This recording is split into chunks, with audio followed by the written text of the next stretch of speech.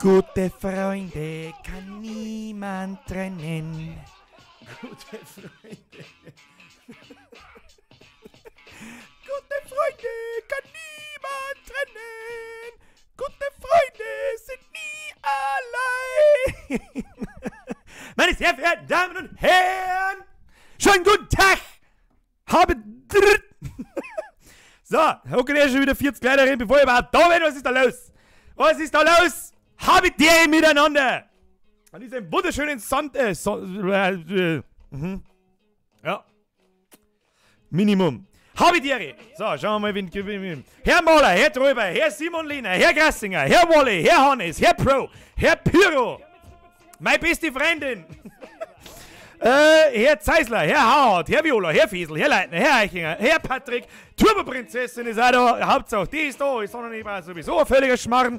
Der Felix, der Herr Zeisler, haben wir schon gehört. Das Beißerlein, der Herr Bauer, der Raffi, der Chrissy, die Chrissy, wir wissen es nicht, der Herr Rawitzer, der Herr Urban, der Haribert, der Herr Schäfold, der Eilasso, der Herr Köbel, der Herr Mittermeier, der Herr Bartel, der Herr Witze, der Stein, der Murtag, der Herr Arx, der Herr Kragschik, der Herr Kohlmeier, der Raffin, der Herr Love, der Herr Fink, der Herr Stomp, der Herr Pop, der Herr Schreuner, der Seppi, weißt, einer von euch hat einen normalen Namen, der heißt Seppi. Das ist schon fast wie bei den Preisen. Birger, machst du bei der Bauwagen-Abstimmung von bayerische Gaudi-Seiten mit? Was ist das? Was ist das? Ich weiß es nicht. Nico schreibt, zeigt mir die heute auf dem Landauer Volksfest. Weiß ich nicht. Es war klar, dass die Werbung sage ich, das war klar, dass die Sache jetzt seit 480 Mal gefragt wird, ob ich heute im Landauer Volksfest bin. Ich sag nicht nein, ich sag mal, Herr Kitzel, schon wieder. Herr ja, endlich wieder. Endlich wieder, verfickte Scheiße, nochmal Zeit ist worden. Vergeht's gut, Alter. So, jetzt muss ich mal erst einmal meine Stream-Vorschauen da wegmachen, weil sonst kackt hier mein Interwebs ab. Verstehst? Verstehst? So, jetzt mal so. Hier, auf Twitch haben wir es an, aber wieso läuft das auf Twitch? Drauf gekackt, meine sehr verehrten Damen und Herren. Erst einmal habe die Ehre. An diesem wunderschönen Freitagnachmittag. Der Stream trägt heute den wunderschönen Titel Volksfest und Blödschmerz. Warum? Weil heute bei uns das Volksfest angeht und weil wir heute nun mal Blödschmerz aushauen. Was soll ich machen? Ja? Die Luisa schreibt, ich bin aus Dingelfing, glaube ich. Habe ich das jetzt richtig gelesen? Das ist jetzt schnell davor gewesen. Habe ich die Ehre nach Dingelfing aus Landau. Ja, das ist aber sowieso, der Marion schreibt Servus, schreibe ich zurück Derwas. Das ist eine Mischung aus Dere und Servus. Egal. Was haben wir noch? Alter, das Grafenauer wird geil. Kann ich nicht sagen. Kann ich nicht sagen. Wie ihr schon merkt, ich habe heute ausnahmsweise meine Rollo aufgemacht. Merkt man das? Ich bin ein bisschen überstrahlt. Vom Licht. Müssen wir das ausmachen? Ich weiß nicht. Warte mal, das Licht ausmachen. Schauen wir mal. Ist das besser? Schönes Wochenende. Dir ebenfalls ein schönes Wochenende. Merci. Wahrscheinlich hat das schöne Wochenende euch gehalten. Ich muss mal über das Licht aber jetzt schaut es aus, als da hervon der Keller sei und da hinten kein Wind in der Mauer drin. Ja, es hilft nicht, dann habe ich halt ein Weißhirn. Hilft halt auch nicht. Bist am Geibernfest am Start? Fragt der Herr Reitberger. Mit ziemlicher Sicherheit ja. Bloß werde ich nicht sagen, wann. Der Herr Stockner ist so hyped. Was war das? Das war schon so. Hyped aufs Volksfest. Ich muss ganz ehrlich sagen, das legt sich mit den Jahren. Natürlich ist Volksfest geil, aber so hyped wie vor 10, 15 Jahren bin ich nicht mehr. Ne? Ich war halt auch schon 25 Mal auf dem Volksfest. Ist geil. Ist geil, aber okay. Also es ist okay. Was raucht denn da eigentlich? Oder ist jetzt gerade da Mr. Anonymous? Beziehungsweise der, ich sag's ja da, der Kanthacker. Wie schaut's aus mit neuen Bavarian ZAP? Erst einmal vergeht's gut für deinen Fünfer. Merci, merci, merci, merci, Herr Kanthacker. Du wirst da herin bloß nicht angezeigt, weil halt Kant in deinem Namen vorkommt. Es ist da mir wurscht, das verstehe ich die Hälfte nicht. Wann gibt's mal wieder neue Bavarian Zap? Puh, das wie wirklich seit Anfang an wieder gefragt, muss ich ganz ehrlich sagen. Erst einmal habe ich dir an die nächsten 100, die gerade einer geschaut haben. Was wollte ich jetzt sagen? Wenn es den nächsten Bavarian Sepp gibt. Die Frage ist, ob die breite Masse überhaupt noch weiß, was ein Bavarian Sepp ist. Das letzte ist ja schon 3 Jahre alt. Oder? Irgend sowas. Oder 2 Jahre alt. Das war Bavarian Sepp 4. Nein, das ist ein Jahr alt. Das habe ich noch mit einem Kumpel gemacht, beim Kanter. Greets an die Kanternutte an der Stelle. Falls er zuschaut. Oder das irgendwann einmal anschaut, wer weiß. Und natürlich an dieser Stelle, weil ich es gerade an meinem anderen Monitor sehe, Special Greets an die Twitch-Gemeinde, die natürlich immer ein bisschen kleiner ist als die YouTube-Gemeinde. Auf Twitch schauen, und ich muss das immer ein bisschen erklären, was ich schon lange nicht mehr gemacht habe, muss ich ganz ehrlich sagen. Manchmal wird man sich fragen, so, was redet der? Also bei Twitch schauen gerade 17 Leute zu und auf YouTube 270. Und manchmal unterhalte ich mich mit den Twitch-Leuten, dann wissen die YouTube-Leute nicht, was redet er denn eigentlich. Und die meiste Zeit unterhalte ich mich halt wahrscheinlich mit den YouTube-Leuten, weil da halt 10-mal so viele Nachrichten kommen. Und dann fragen sie die Twitch-Leute, was zum verfickten Henker redet denn der? Man sagt das da in dem hoppala, da. Oh, ist die Spiegel verkehrt und nochmal umdreht. Wie soll ich nie das auf 3 kriegen? Hallo? Man sagt das da, YouTube-Nachricht, Twitch-Nachricht. Die meisten wissen das, ja, aber man muss ja vielleicht einmal bedenken, dass Leute zuschauen, die das nicht jeden Tag tun. Die vielleicht, bevor sie mich nicht gefunden haben, gar nicht gewusst haben, hey, was ist denn Twitch? Oder hey, was ist denn überhaupt der Livestream? Kann man das essen? Ich weiß nicht, kocht man das was, wenn ich heimkomme? Ja, die wichtigere Frage ist aber folgende. Can you do this?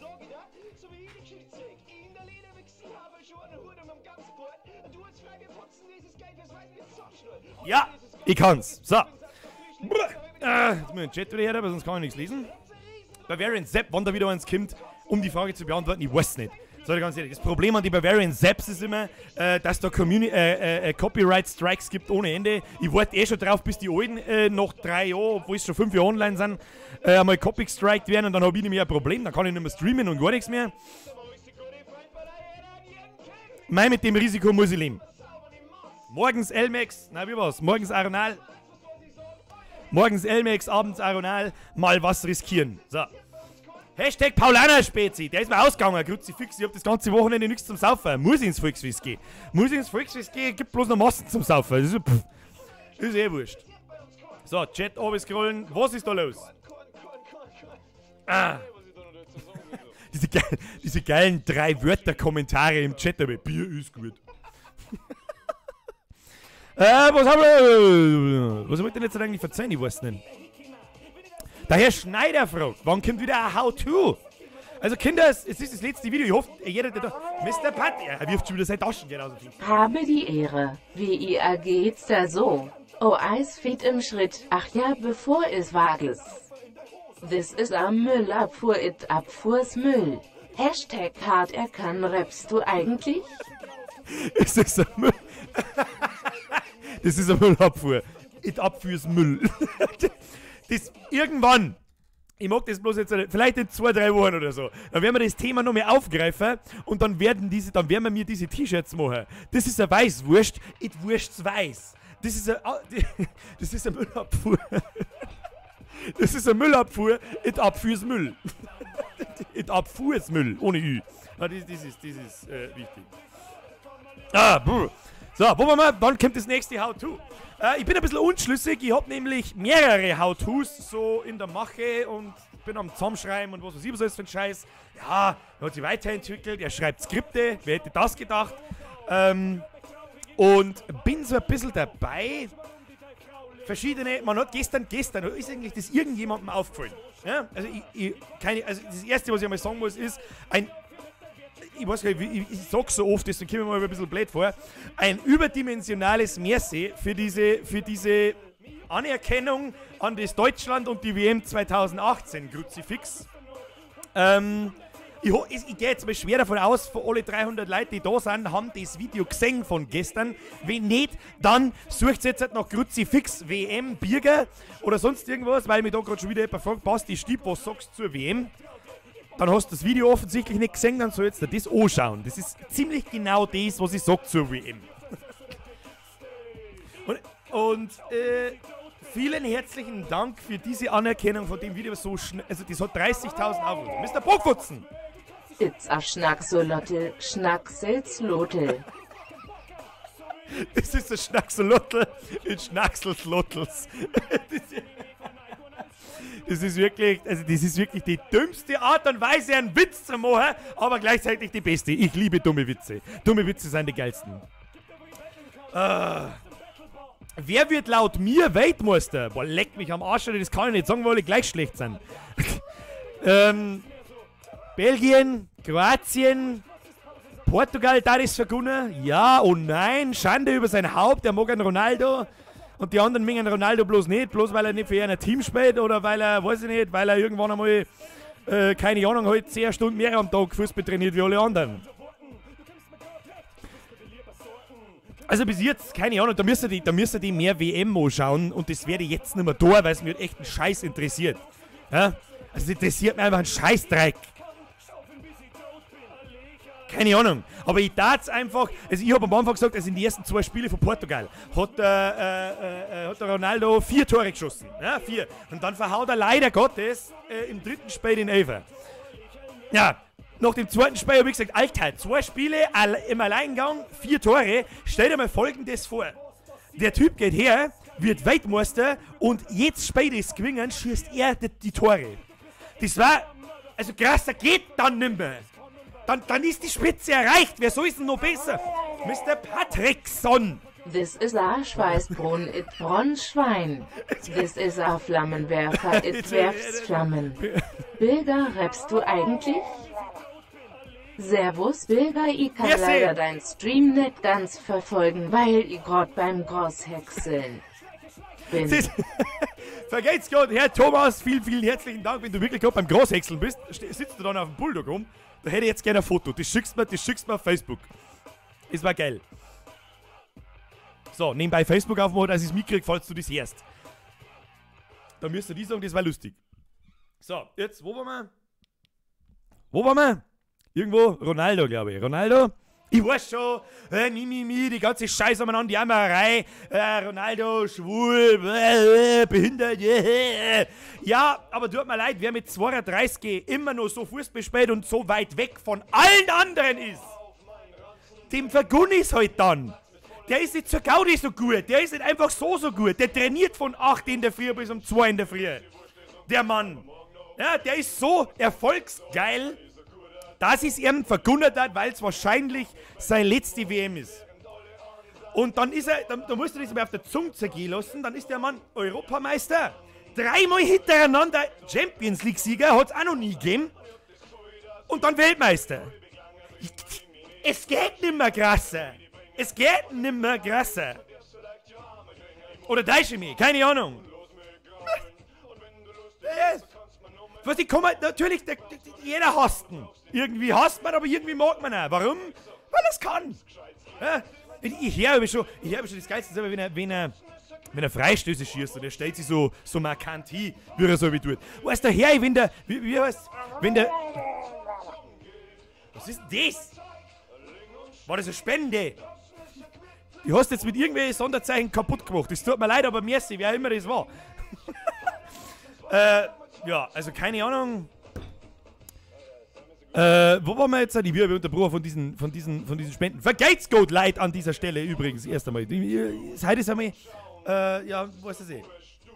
Ist doch wurscht, wenn er, aber ein scheiß Unsympath ist er. Der Ronaldo ist ein Unsympath. Warum? Hat sich irgendjemand von euch schon mal mit dem unterhalten? Was ist denn das für eine oberflächliche Behinderungsdenkweise? Er ist arrogant. Warum? Ja, schau sein Gesicht an. Herr Müller! Hinterlässt du Spüren deiner Würste. Sei so gut, benutzt die Bürste. Hashtag Lifehack. Hashtag How to After Scheißen. Herr Müller! Vergeht's Gott für diesen Fünfer. Das ist ein Spruch, den habe ich jetzt, seitdem wir ein Jahr lang streamen, nehmen wir mal ein Jahr 50 mal 3, also in 200 Stunden, 250 Stunden Streamzeit, habe ich noch nie gelesen, hat mich köstlich amüsiert. Vergeht's Gott für deinen Fünfer. Hinterlässt du Spuren deiner Würste, sei so gut, benutzt die Bürste. Hashtag, weil mir geschissen gehört.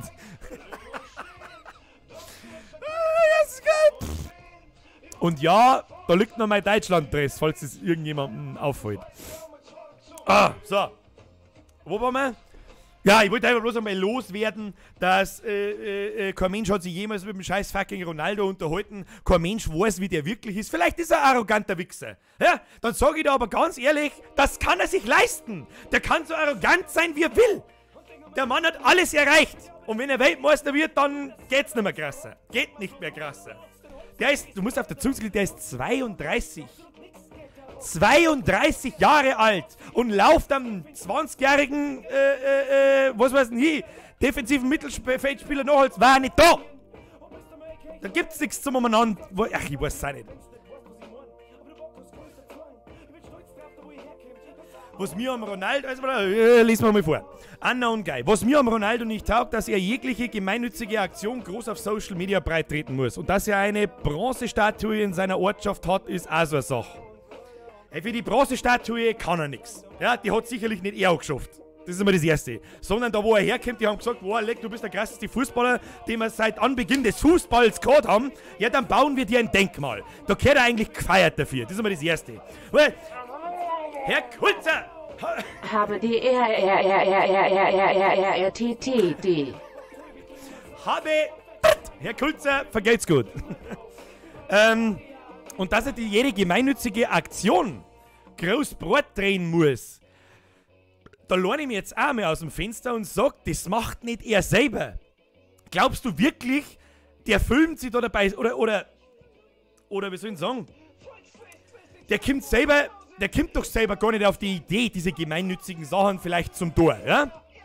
Gibt Fake-News-Videos übrigens, da wohnen da kleine Kinder oder sonst irgendwas, wenn er in den Bus reingeht, schreien und sonst irgendwas und der vor die Türsteher halber zusammendroschen wird, wo er dann hingeht und sagt, hey, Bild passt und was weiß ich was alles. Es gibt es genügend Videos, die nicht gestellt ausschauen. Aber diese PR-Aktionen, du glaubst doch selber nicht, dass der davon selber draufkommt und das selber anordnet. Das sind seine Manager und der hat so viele Manager... Bilge, erklär mal MOIVOS. Warum backt man eigentlich Pizza in A-Kreisform, liefert's in A viereckigen Schachtel, aber ist's in am Dreieck? Wer A-A-A-A-A-A-R-O-U-U-U-U-U-M-M-M? Merci. Also nochmal, wie war das? Warum backt man Pizza rund, liefert's in einer viereckigen Schachtel und frisst's dann im Dreieck? Weiß ich nicht, weil alles andere nicht keinen Sinn ergeben hat. Keine Ahnung. Was soll denn das? Vergeht's gut, Herr Patrickson. Und jetzt spart er mal der scheiß Taschengeld. Weil ich derjenige bin, der mit der schlechtes Gewissen kriegt. Nicht du. Das ist, der Herr Kulzer schreibt das recht schön. Dieses Thema Ronaldo, im Endeffekt kannst du das keinem recht machen. Sollte er das nicht veröffentlichen, passt's auch keinen. Ja, dann passt es wieder der eine Hälfte, aber der andere Hälfte sagt, oh, das kriegt keiner mit und blablabla. Das ist so der Mann, jeder kennt diesen Typen. Ja? Das ist keine Ahnung, jeder kriegt das mit und es gibt immer einen kleinen Prozentsatz, dem das nicht passt. Ja? Geht ja mir genauso. Ich will mir ein paar so Kommentare durchschauen von dem neuen Video von gestern, vom WM-Video. Dann schau ich jetzt, da muss ich ein paar aussuchen, weil da die würde ich gerne beantworten. Ich hoffe, dass derjenige ja zuschaut, weil zum Zugschreiben bin ich jetzt zu faul. Jetzt pass auf. Zu geil, mag deine Videos trotzdem. Haben wir schon jetzt. Mr. Patrick! Ich weiß nicht, was du meinst. Schnauze jetzt! Merci. So, jetzt pass auf. Vor 30 Minuten. The Best Beast Gamer. Egal, über Namen machen wir uns nicht lustig. Du kennst dich auch nicht mit dem Neuer aus, der Einzige, der motiviert hat. Habe ich irgendwas von Motivation verzeiht im Video? Hat das irgendjemand, hört mir eigentlich irgendjemand zu, wenn ich was sag? Ich hab nicht davon geredet, dass die Affenspieler, die wir da aufgestellt haben, nicht genügend motiviert haben oder nicht genügend motiviert waren, aber wenn der vierfache Welttorhüter einen Ball nicht mehr fangen kann, ja, dann stimmt was nicht. Und auf was ich eigentlich hinaus wollte, ist, der Neuer war ein Dreivierteljahr lang verletzt. Du, der kann 38 Mal Welttorhüter sein, der ist nicht in Bestform. Völlig unmöglich. Da kann er noch so gut sein. Und das war er nicht. Und als Welttorhüter kann ich mir nicht erlauben, dass ich einen so einen Lappalien-Freistoß auslose. Das geht nicht. Das geht nicht. Das ist nicht der, keine Ahnung, das ist nicht der Bauer-Sepp vom SV Ganaker, sondern der Herr Manuel Neuer. Aber wer weiß, vielleicht ist er ja gar nicht Manuel Neuer. So. So, jetzt müssen wir weiterlesen, weil da habe ich noch einen, so einen Kommentar hab ich noch im Kopf. Also jetzt pass auf. Der Herr Christian Klimmermund, keine Ahnung. Wo nimmst du die 520 Millionen als Zahl her? Fachlich gesehen null Inhalt. Unnötiges Bashing. Unnötig. War das wirklich so unnötig? Und stimmt dir nur bei der Hymne zu. Okay. Also, fassen wir mal zusammen. Erster Satz. Wo nimmst du die 520 Millionen als Zahl her? Keine Ahnung, da googelst du jetzt 10 Minuten umeinander und der Schnitt ist um die 500 bis 550 Millionen, was das deutsche Nationalteam wert ist. Ja? Wenn das nicht stimmt, Mr. Boris... Servus Bilder Victory Gist, du hast unsere Niederlage scharf verkraftet. Warum wird das nicht weiter erzählt? Hätte nicht gemeint, das war's. Da muss ich jetzt nochmal schnell, jetzt pass auf. Erst beim ersten Herr Boris Blut. Servus Bürger, hast unsere Niederlage schon verkraftet? Ja, deswegen habe ich in dem Video verarbeitet. Hätte nicht gemeint, dass der Bürgermeister auch was mit dem Fußball am Hut hat. Wochenende! So gesehen habe ich auch nicht viel mit Fußball zum Tor, ja, sag ich dir ganz ehrlich. Jule! Sanni Jule! Dankeschön! Für den Euro! Aber du hast keine Nachricht eingeben. Hättest du eine Nachricht eingeben können. Aber ist ja nicht so tragisch. Jules, merci für den Euro. Kaufe mal die halbe davon. So. Wo waren wir? Ja, genau. 520 Millionen, keine Ahnung. Das ist mir schon klar, dass der 520 Millionen Betrag vielleicht nicht auf den Cent genau stimmt, aber dass die deutsche Nationalmannschaft eine verfickte halbe Milliarde wert ist. Ungefähr plus minus 10 Millionen Euro, ist doch mir scheißegal. Ja, und das geht's nicht. Keine Ahnung, so viel kostet mein Landkreis. Was soll ich noch jetzt sagen dazu? Und ich kann... Keine Ahnung. Keine Ahnung. Das ist mal das Erste. Dann, zweite, was er schreibt. Fachlich gesehen null Inhalt. Ja, Kruzifix, schau ich aus wie ein Fußballfachmann. Das ist doch mir scheißegal. Zum umeinander fachsimpeln gibt's 100.000 andere. Ganz ehrlich. Ich sag ja nicht am Anfang, ich bin der... Fons!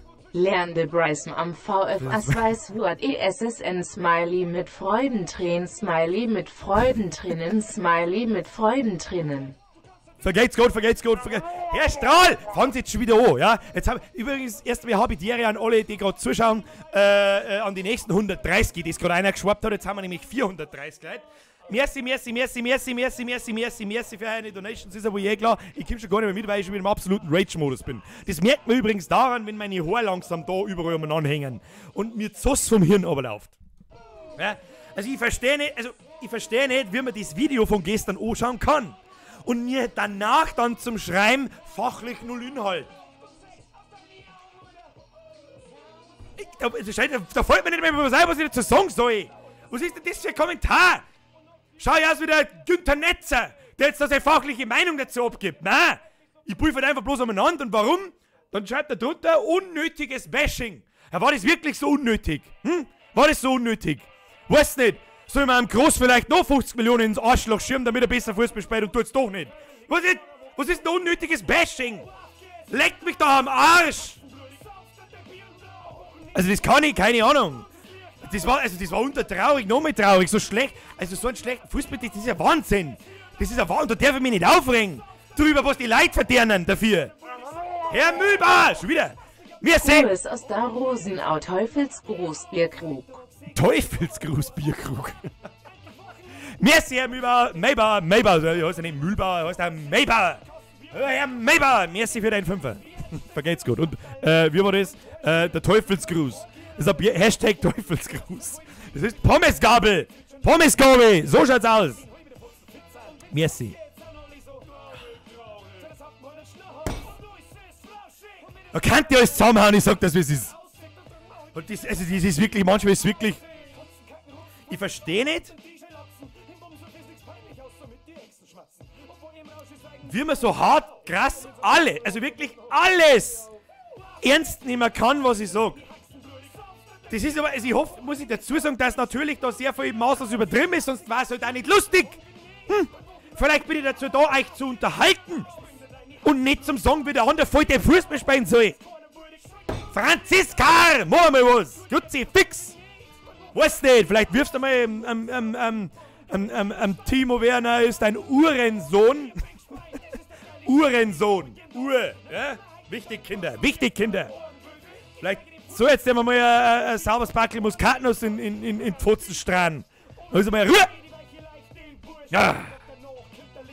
Yang Xing Yong schreibt, ich bin da nochmal wegbürger, die bayerische Sternenflotte braucht ihren Captain mit ihrem Flaggschiff, was? Flaggschiff der USS Birger in Star Trek Online. Schmeckt das echt jemand? Ist das was? Das ist doch das Star Trek Online, das ist das MMO. Was ist denn dann diese Star Trek Dingsbums mit der VR-Brain? Hey, ist ja scheißegal. Scheißegal, viel wichtiger ist, can you do this? Oh, scheiße, ich komm's selber nicht. Okay, müssen wir noch kurz warten, sonst funktioniert der Witz nicht.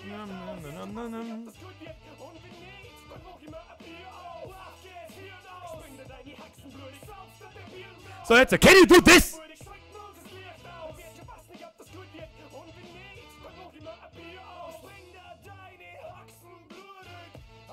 Gute Freunde kann niemand trennen. Gute Freunde sind nie allein. Beckenbauer, bester Mann am Platz. Ich sag das, ihr wird schon wieder so viel Arschwasser zwischen die Haxen, dass du sagst, ich kann bis in Senegal rutschen. Grüezi fix. Fox McCloud! Nicht ZFÜH aufregen, wir wollen da nur länger hoben lachen. Du, Das Smiley mit offenem Mund. Mr. Fox McCloud! Merci dir. Mr. Patrick, merci dir. Du, ich hab ein starkes Herz, das heute Sigmar nicht aus. dann Spada Amoy im Discord. Hashtag Bildlockert, Hashtag hart erkannt. Also nochmal, weil du erst wieder nochmal merci. Das erste. Weil ich schon wieder so viel sehe. Ihr haut schon wieder so viel Fünfer umeinander, die an mich gehen sollen. Ihr schickt das aber über YouTube. YouTube zwickt sich davon 3 Euro weg. Das heißt, 2 Euro gingen an mich. Wenn ihr das weiterhin machen möchtet, bitte benutzt den Link in der Beschreibung da unten. Ja? Das ist genau derselbe Spendenlink, bloß dass er nicht über YouTube geht, sondern direkt an mich, mehr oder weniger. Ein kleines Tippfall, Polzi, PayPal, ja, das ist mir scheißegal. Aber ich sehe halt echt nicht ein, dass ihr mir mit 5er anschmeißt. Und dazwischen steht YouTube und sagt, ah ja, danke. Die verdienen echt fake nur Geld mit meinem Scheiß und das muss nicht sein. Dennoch natürlich vergeht's gut, ist ja wohl eh klar, ja. Aber bloß, ich meine, ihr möchtet das Geld ja mir zahlen und nicht YouTube. Geh jetzt wieder davon aus, weil alles andere hätte keinen Sinn. Dann, mein Herz hat heute schon aus. Dann, Discord-Frage. Das ist schwierig zum sagen, ob ich heute im Discord bin. Der Grund dafür ist folgender. Der Stream heißt nicht zur Gaudi Volksfest. Bei uns geht heute das Volksfest an. Ich habe keine Zeit. Ich habe keine Zeit. Ich muss mich behindert saufen heute. Verstehst du das? Also das wird wahrscheinlich nichts. Vielleicht bin ich aber auch erst morgen am Volksfest. Wer weiß das schon? Also ich werde den Teufel tun und sagen, wann ich ins Volksfest gehe. Nur der TSV schreibt, der echte Münchner ist ein 60er. Ihr setzt in Münchner durch Bayer, dann ist es okay. Ein Mingerer ist aber halt fast kein Bayer. Meistens, leider. Kann ich nichts dafür. Hey, schaut's mir nicht so. Was kann ich dafür, wenn in Minger alle Plätze am Bauerschmerzen sind? Ich arbeite dran. Meine sehr verehrten Damen und Herren. Blah. Wo haben wir? Giersing, Alter. Ja, wo denn sonst? Hallo. Der Herr Echel schreibt, jetzt bei so. Hallo, ich komme aus Sachsen, warum beleidigst du uns? Kannst du mir das sagen? Tja, Herr Höchel, wieso glaube ich denn nicht, dass du aus Sachsen kommst?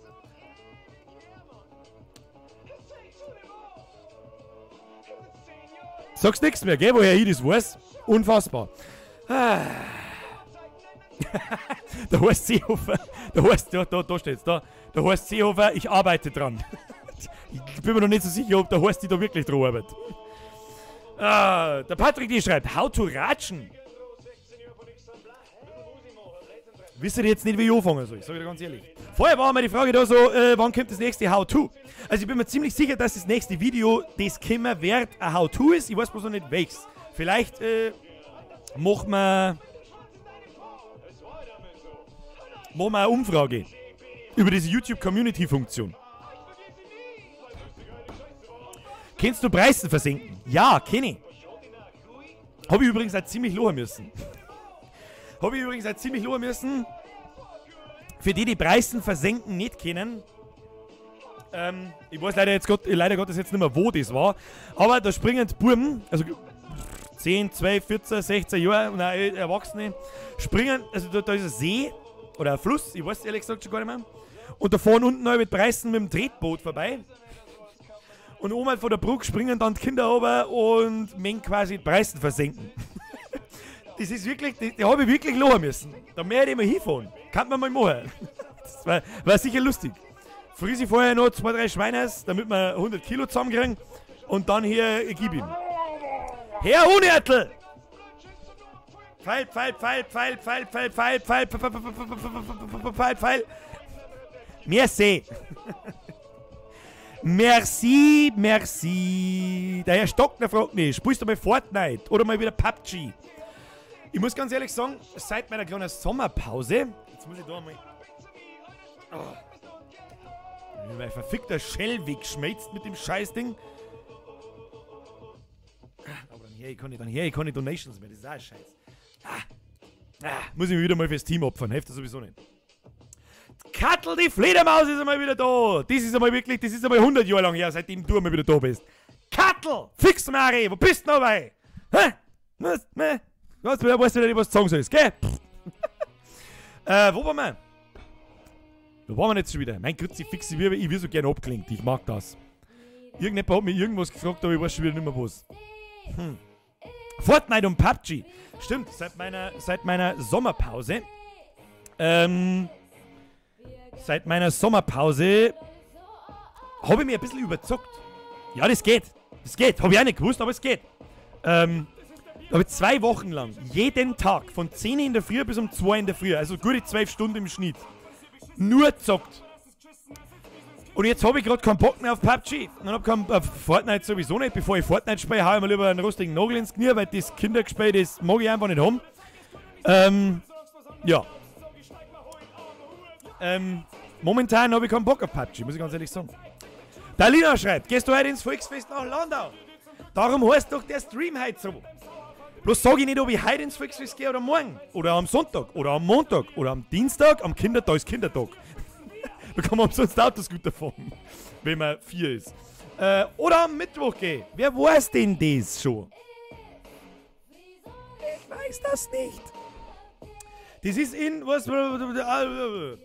in Truchling an der Alz, da wo ich daheim bin, fix. Schreibt der Herr Limmer. Ich gehe jetzt mal schwerstens davon aus, dass er meint, wo Preisversenken stattfindet. Ja, ich kann auch nicht alles wissen. Hallo? Birgit sagt, Alter, schmatz halt nicht, bist von heint bis morgen im Bierzeit. Ja, ich setze eine Kappe auf, damit mich keiner kennt. Sonst gehen wir. Ich hab's so viel, so geil. Also, bei uns haben gerade, also nicht bloß bei uns, sondern überall wahrscheinlich, überall Abschlussklassen, Quali-Score und überall laufen sie mit den Latzhosen umeinander. Und die, wenn mich zum Singen kriegen, dann wird halt nur umeinander bleiben. Birger! Dann muss ich erst mal auf 30 Latzhosen unterschreiben. Also, deswegen kann ich mir vorstellen, dass momentan eskaliert es echt ziemlich krass. Also es nimmt irgendwie kein Ende.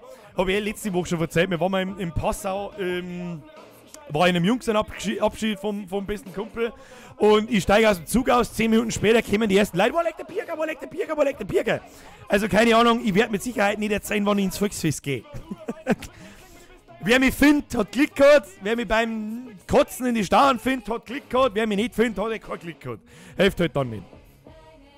Die Realschüler mit der Pfeifen, ja, das trifft's. Die man übrigens durch ganz Landau hört.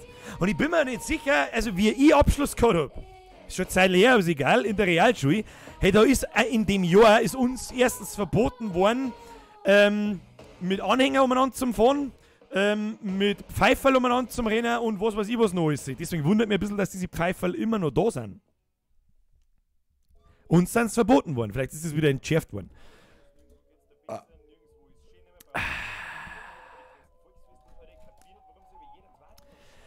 Blackjack schreibt, kannst du mal auf den Pizzaleberkäse vom Aldi reagieren?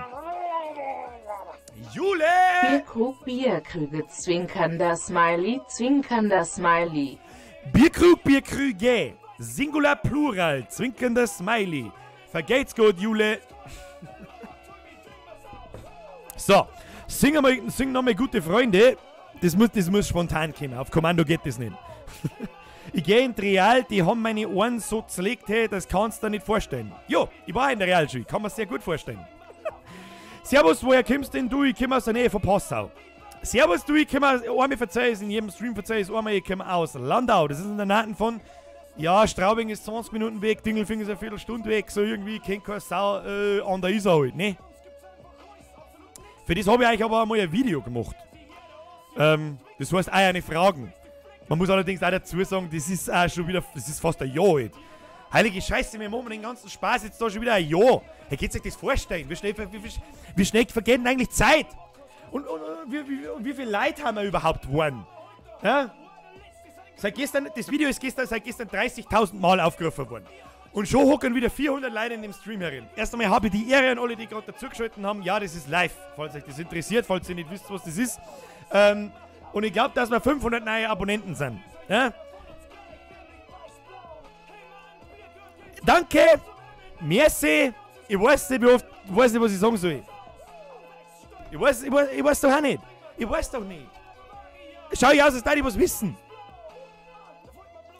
Was ich weiß, ist, dass ich jetzt noch ein Glas Wasser brauche und mir das nicht hergekriegt habe. Können wir Folgendes machen? Jetzt merkt's auf.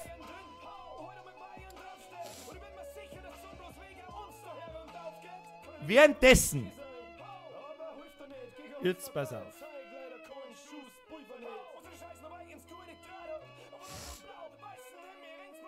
So, ich habe jetzt da was vorbereitet. Und zwar, meine sehr verehrten Damen und Herren, ich muss jetzt einmal schnell mir ein Glas Wasser holen. Das dauert so lang wie Phase 3 vom Wurstsalat.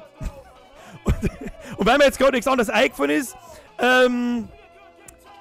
schauen wir uns jetzt halt einfach das währenddessen an, weil es wurscht ist. Und ich hole mir jetzt schnell ein Glas Wasser oder ein Flaschel Wasser und dann geht's gleich wieder weiter. Mir rinnt so sauber, ich kann am Arsch da hinrutschen. So viel Arschwasser habe ich.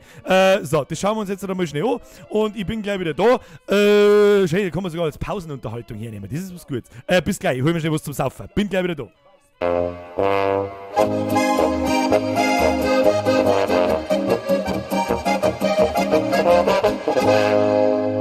Herzlich willkommen zu Birgers Kochstudio. Heute kochen wir unseren Preissalat. Bevor wir anfangen, holen wir uns erst einmal ein neues Mützel. Und dann holen wir uns erst einmal eine Schüssel. Für unseren Preissalat brauchen wir natürlich die auserlesensten Zutaten. Lecker Saftwurst aus dem Glas, feinsten Rollmops und selbstverständlich Muskatnuss. Und weil wir wieder nicht mit unseren Wichsgriffen drin umeinander kriegen, was da oben aber wahrscheinlich auch kein Wundern da ist, holen wir unseren Kochlöffel. Und sicherheitshalber schmeißt man wieder weg, weil wir ihn überhaupt nicht brauchen. Unsere auserlesenen Zutaten, die legen wir natürlich nicht in die Schüssel. Was für einen Sinn hätten das? Sondern wir stellen alles am Boden hin und dann führen wir natürlich einen handelsüblichen Regentanz auf. Tada! Hashtag Sternekoch, Bitch!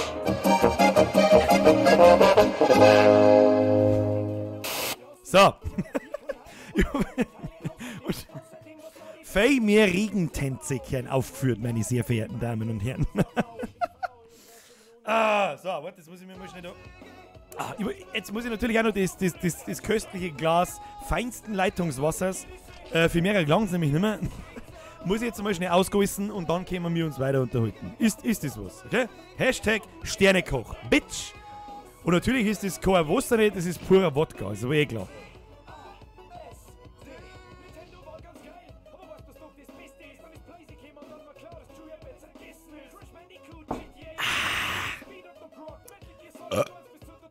Und weil ich gern viel trinke, Herr Genzel! Muskatnuss. Muskatnuss! Vergeht's gut, Herr Genzel! So, deswegen habe ich mir sicherheitshalber noch ein Glasl Weißwein mit Wodka geholt.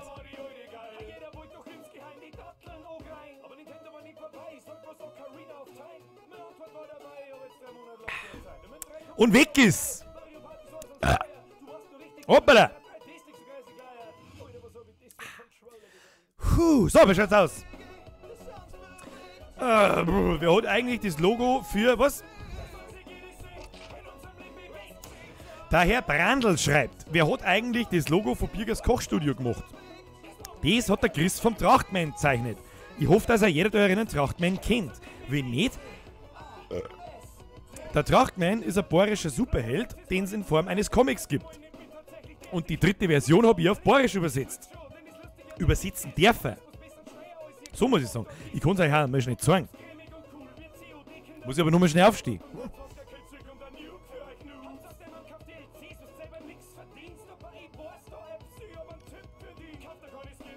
Es ist halt so scheiß hell da herin, dass man nichts erkennen kann, schau mal. Ja? Wer das nicht kennt, der geht jetzt in meinen Kanal und sucht unter Stammtisch Micker, unter dieser Serien-Dingsbums, das letzte Video. Da erkläre ich euch das, was das ist, wenn das jemanden interessiert. So, meine sehr verehrten Damen und Herren. Der Oberlucki fragt mich, was bist du für ein Fußballfan? Überhaupt keiner. Der Kilian Drechsel schreibt, wie schaut's mit neuer Musi aus? Das mag ich noch nicht verraten. Ich mag's noch nicht verraten, wenn es noch nicht fertig ist. Sagen wir es so. Weil ich nicht weiß, ob ich es fertig krieg. Aber vielleicht kann das demnächst irgendwann mal Herr Beißerlein oder Muskatnuss, Muskatnuss, Herr Müller. Muskatnuss, Herr Müller! Ja, wo waren wir? Vergeht's gut, erst einmal natürlich, selbstverständlich. Wo waren wir? Wir waren bei... Kannst du mal so... Musi, bei der Musi waren wir. Da waren wir, genau. Das wahrscheinlich anstehende Erreichen der 50.000 Abonnenten. Da würde ich mir gerne ein Special ausdingen. Ja? Wenn ich sie kriege, kriege ich es hin. Wenn nicht, kriege ich es nicht hin. Okay? Ich mag es nicht ankündigen, wenn es noch nicht fertig ist oder wenn ich noch nichts Konkreteres weiß. Aber schauen wir mal, dann sehen wir es schon.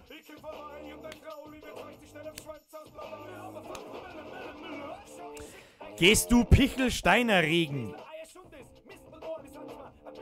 Da steht's. Ich lese gerade da. Habadereit, Hashtag Sternekochbitch, ach ja, wo ISN heißel. Herr Silver Hyperion, merci. Wo Heisel ist, weiß der Teufel. Stefan! Hashtag Live-Regentanz, jetzt Hashtag hart erkannt. Live-Regentanz, den hättet ihr wohl gern. Ich hab ja gar keine Zutaten. Ja? Also du kannst natürlich keinen Regentanz nicht bringen, wenn du keine Zutaten hast. Ja? Also ohne Zutaten ist ja kein Regentanz. Macht keinen Sinn. Können wir nicht machen. Zerreißt der Bude. Zerreißt der Hosen. Ja? So. Der Cliff Niffel schreibt, bist bei einer Feuerwehr oder so. Nö. Nein, war ja nie. Ich war mal vor ewigen Zeiten war ich mal bei der Wasserwacht. Das ist aber auch schon, das ist 20 Jahre her. Also es ist tatsächlich 20 Jahre her. Und ansonsten, was war ich noch? Im Fußballvereinen war ich natürlich und ich bin heute tatsächlich noch im Gannakerer Fußballverein und so immer noch mein Mitgliedsbeitrag. Spiele aber seit 12 Jahren nicht mehr Fußball, glaube ich. Oder seit 10. Und was das eigentlich soll, weiß ich nicht. Ich sollte da mal oben sagen, lasst mal den Scheiß. Bist du behindert? Der Murtag schreibt, kommst du noch ins Discord, Birger? Da sag ich, heute ist der Stream heute, heißt Volksfest. Warum? Weil bei uns heute das Volksfest angeht. Geh dann danach noch ins Discord, wenn der Stream gegangen ist, in einer Stunde oder so. Eher nicht. Psst.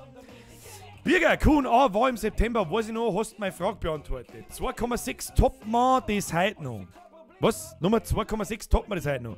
Zu den 50k kriegen wir da 99 Kolbi Lidl fertig. Achso, das was mit jetzt mit 2,6 toppen wir das heute noch, das weiß ich nicht, was du damit meinst, aber das mit 50k darf nicht so schnell gehen, weil sonst kriege ich es nicht hin. Und irgendwie das Video, wo wir gestern gemacht haben, arbeitet irgendwie gegen mich. Zeitlich. Es ist noch nicht einmal 24 Stunden alt. Das ist 23 Stunden, das haben 30.000 Leute geschaut. Es war noch nie so. Ich weiß nicht, ob das irgendjemand außer mir sonst noch verfolgt, aber 30.000, es hat noch nie, ist das so schnell gegangen. Noch nie! In einer Stunde ist der Auszug. Was, in einer Stunde ist der Auszug? Der ist doch nicht um 4. Ist der Auszug um 4? Ernsthaft? Ja, ich meine, der ist um 6. War der nicht über um 6? Der ist doch nicht um 4. Wahrscheinlich, weil er eine Stunde braucht, bis er runterkommt. Meine ich, der ist von 5 bis 6 und eine Stunde braucht, bis er vorbeizieht. Das ist eh wurscht. Clara fragt mich, was ich beruflich mache. Ich bin Mediengestalter. Ich arbeite bei einem Sportgeschäft und kümmere mich da um einen Online-Shop. Das ist tatsächlich mein gelernter Beruf. Und ja, der Mediengestalter kommt mir ganz recht. Mit dieser Videomacherei und so. Es macht zwar die Videos auch nicht besser, aber zumindest weiß ich, wie man ein, zwei Videos schneidet und ein bisschen anders einfärbt und so. Das klang überall. Das klang überall. Das ist ein Wahnsinn. Der Simon Kroll fragt, Servus, kennst du Dicht und Ergreifend? Na, nie gehört. Ich kann mir heute einen Semi-Leberkass vom Globus. Fuck, so hätte ich jetzt auch gern. Das ist eine geile Unterlage fürs Volksfest-Saufen. Aber hast du zwei Globus-Leberkass-Semi im Pfotzen, dann kannst du es saufen, dass du sagst, gibt's das. Ja. 5 Maß, keine Seltenheit. Ich hab die im Q&A nach der höchsten Promillezahl gefragt. 2,6. Ah, jetzt weiß ich wieder, was du meinst. Ja, das stimmt. Also, ich weiß nicht, ob ich das damals schon gesagt habe, meine größte gemessene Promillezahl war 2,6. Und da hat es mich so geworfen, das weiß ich auch noch. Ich glaube, man sagt da echt immer noch, das kleine Lecherl. Ich bin immer nicht mehr sicher, was da oder da? Über beide Hinterlecherl. Oh Gott, der ist Jesus. Himmel, Herrgott, bist du deppert. Ich habe heute einen Fleischkäse gegessen. Das sind aber die besten Kommentare. Die sind so lustig wie Stor. Ich habe die letztens erst im Edeka gesehen. Der Bärham Moritz. Ja, auch Menschen wie ich müssen einkaufen und essen und so. Und tja. Da haben wir wieder den nächsten super lustigen Kerl. Ein Beni Schlemmer, 2,6 du Radler-Dringer, Smiley, Smiley, Smiley. Weil in dieser Community Radler-Dringer keine Beleidigung nicht ist, sondern Hashtag saufst du bloß ein Gasmaß, weil du das Ganze nicht schaffst. Das ist traurig. Das ist traurig. Außerdem, bevor du mit der Gasmaß einen Rausch zusammenkriegst, hast du vor 15 Mal gespimmt. Aber nicht, weil du einen Rausch hast. Herr Schingern LP, wo arbeitest du denn genau? Freilich verzeih ich euch das, wo ich arbeite. Birger sagt, mein Hecht war 3,6 Promille, bin aber noch im Krankenhaus Landshut wieder aufgewacht. Im Krankenhaus bin ich noch nie aufgewacht. Schau her. Und ich habe auch gesagt, 2,6 waren die meisten gemessenen Promille. Ja? Bin ich mir sehr sicher, dass durchaus mal die Dreiergrenze erreicht wurde, bloß da hat mich keiner mehr gemessen. Naja, mein Nachbar letzte Woche mit 2,8 Promille mit dem Radl hingeflochten, dann hat die Polizei geholt. Das ist bitter. Mit dem Radl nehmen sie einen Führerschein. Ist nicht gut, nicht gut. Und glaube mir, wir haben so einen Führerschein noch nie genommen, das ist eh gut, weil besoffen fährt man nicht. Und ja. Der Perm OK schreibt, kommt der 1080 wieder? Also, natürlich wissen ein Haufen Leute, wo ich arbeite, ja, das ist eh klar, oder gearbeitet habe. Das war der Skate-Shop in Landau, nein, der kommt nicht mehr. Also übrigens auch das Schöne, jeder, die ganze Welt meint natürlich, oh, der Skate-Shop, ja, das habe ich ja gleich gewusst, dass der wieder zusperrt, da ist ja noch nie was gegangen. Ja, dass wir aber 6 Jahre da waren, das hat keiner gespannt. Und dass wir zugesperrt haben, weil andere Dinge 10-mal so gut laufen wie das Geschäft in Landau, das wissen halt leider auch nicht. Das ist aber so ein schönes Paradebeispiel, wo ich sagen kann, die Leute sind so dumm. Hauptsache sie können die Pfotzen aufreißen, damit die Luft ein wenig schäbert. Hauptsache gescheit daherschmerzen, aber null Ahnung von irgendwas haben. Das ist das Allergeilste. Die Leute habe ich so gern. Die können alle einmal sauber die Umdrehung geben und sauber die Pfotzen eindroschen. Scheiß Schmerzer Deppen. Ich lasse mir jetzt dann einen Birger tätowieren. Ja, ich schicke dir sogar ein Battle. Ich schicke dir sogar ein exklusives Battle, das ganz groß auf dem Buckel. So groß. So groß möchte ich mein Gesicht auf deinem Buckel sehen. Der Schingern LP schreibt, komm aus Pfakir, kennst du das? Freilich kenn ich Pfakir, wer kennt den Pfakir nicht? Pfakir, Eckenfein, Simbach, Landau, Dingelfing, Straubing, Eckenfein haben wir auch schon gehabt. Das ist das geil hinten. Richtung Eckenfein, Pfakir, freilich kenn ich das. Bin ich zwar extrem selten, aber wir kennen Pfakir nicht, der da bei uns in der Nähe wohnt. Naja. Der Silber Imperium schreibt, letztens bin ich mit 2 Promille aufgehalten worden, aber die Bullerei hat es nicht gecheckt, sauber Glück gehabt. Ja, da muss ich ganz ehrlich sagen, wer besoffen fährt, ist der dümmste Mensch auf der ganzen Welt.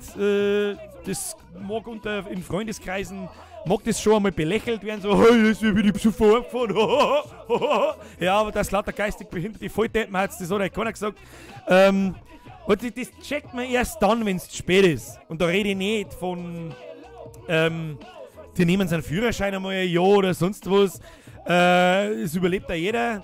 Aber was halt jemand nicht überlebt ist, wenn es irgendjemand über den Haufen fasst und der stirbt dabei. Und dann wünsche ich dir dein restliches Leben viel Spaß damit. Also es ist so richtig dumm. So richtig dumm. Da haben die Leute, die bloß Blätter herren und keine Ahnung haben, die haben da Einstein-Level. Hashtag IQ 5000. Aber wer besoffen Auto fährt, ist einfach nur behindert und dumm. Das mehr kann ich nicht sagen. Zum 40. Mal bin ich jetzt gefragt, aber es sind wahrscheinlich schon wieder 100 Leute ausgegangen und 100 Leute wieder reingekommen. Kommst heute Abend aufs Volksfest? Möglicherweise, möglicherweise nicht, möglicherweise morgen, vielleicht am Sonntag, vielleicht am Montag, vielleicht aber am Dienstag oder am Mittwoch. Wer weiß das schon?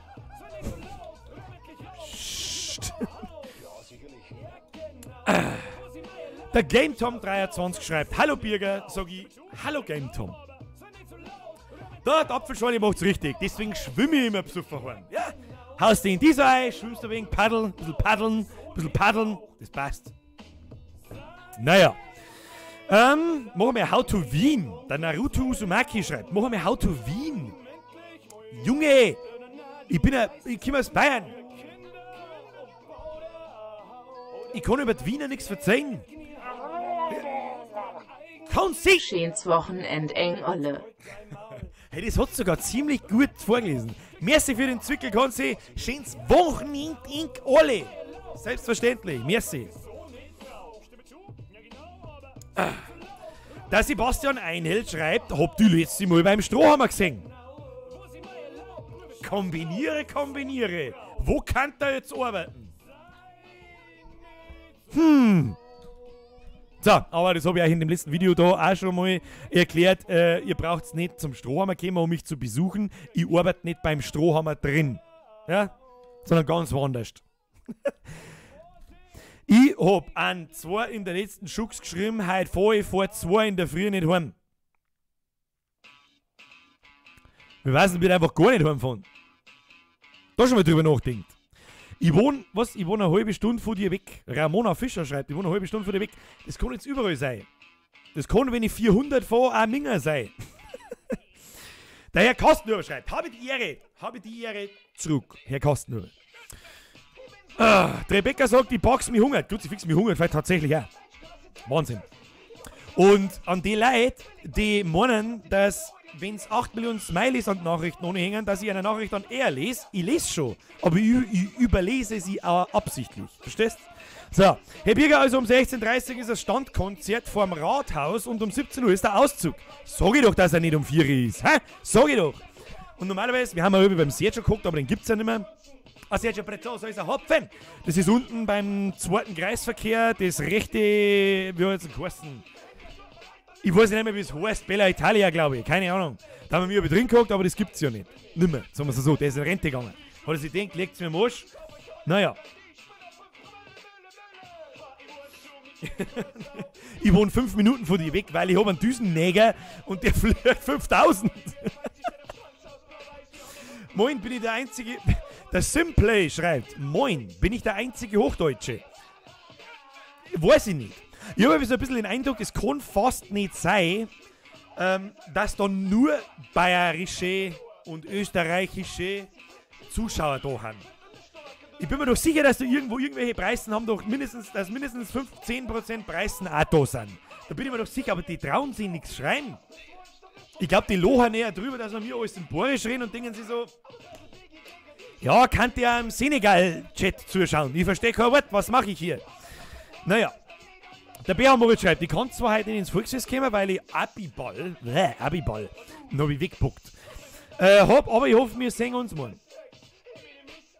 Nach dem Volksfest musst du ins Café Stern gehen, da ist saugeil. Das ist nicht der Café Stern, das ist Teehaus. Das Café Stern.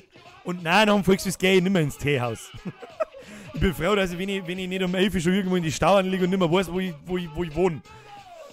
Der Bürger heute sauber einen drüber lassen. Kann passieren. Der BenQ ist das, was? Das Stuttgart. Stuttgart, was sind Stuttgart sein? Stuttgart. Und ja, ich kenne Bischofsmais. Weil, wer fragt das gerade? Der Simon Kreu. Icewave YT, der kennst du Stahlwagen? Ja, kenne ich tatsächlich auch. Das Käsebrot fragt mich, wo hast du Mediengestalter gelernt? Das sage ich euch nicht. Weil ich mit dem nie wieder was zu tun mag. Können wir einen Haumdauer singen? Ein Haumdauer! Du der schnell du bist schauen kannst. Haumdauer, Bitch! So. Halber der Preis aus Krefeld. Darum nur der KFC Uerdingen. Gibt's diese Mannschaft überhaupt noch? Ein KFC Uerdingen. Gehst aber schon in Straubing aufs Volksfest, oder? Kann passieren. Also kann passieren, ja. Bloß ich werde aber nie sagen, wann und wo. Weil ich dann das Gefühl habe, dass dann Leute kommen und suchen mich.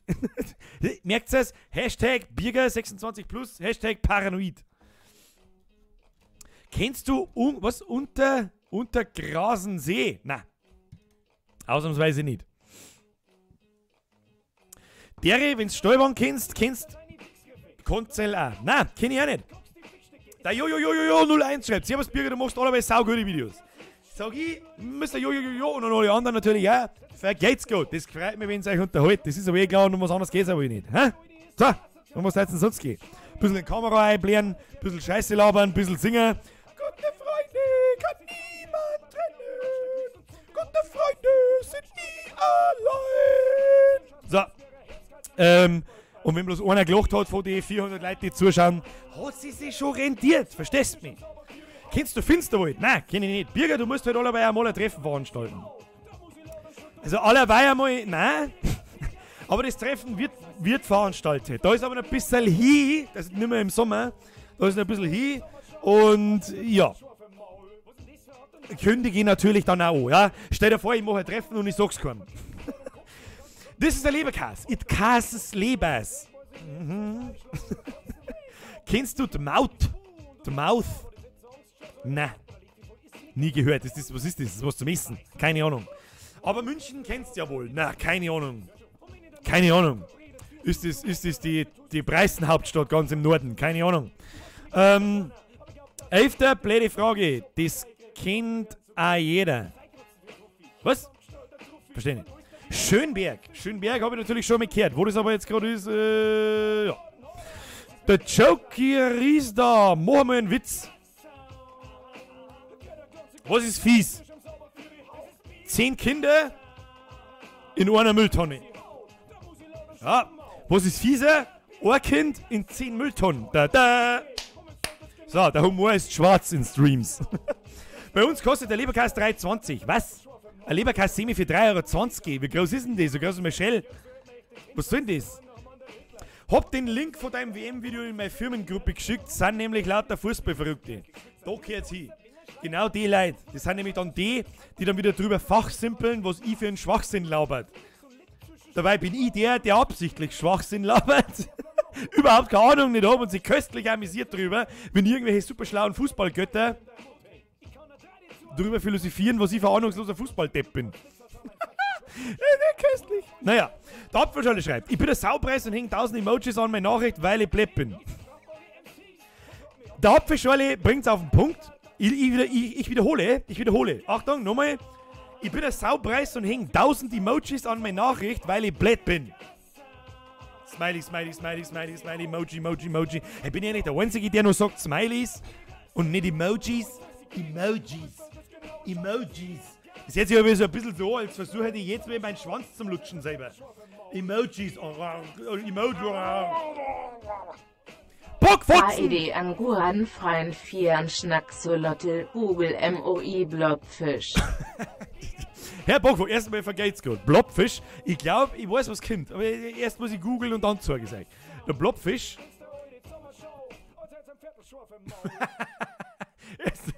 Er ist so abgrundtief hässlich. Achtung, der Blobfisch.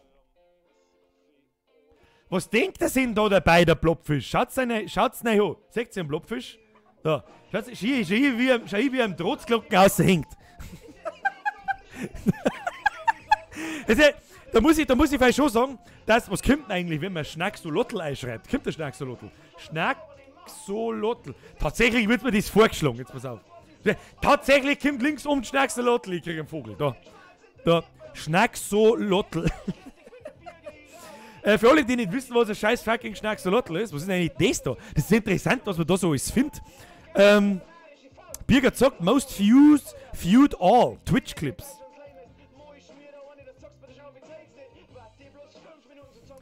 Holy fuck, was ist denn das alles? Das sind die most viewed Twitch-Clips.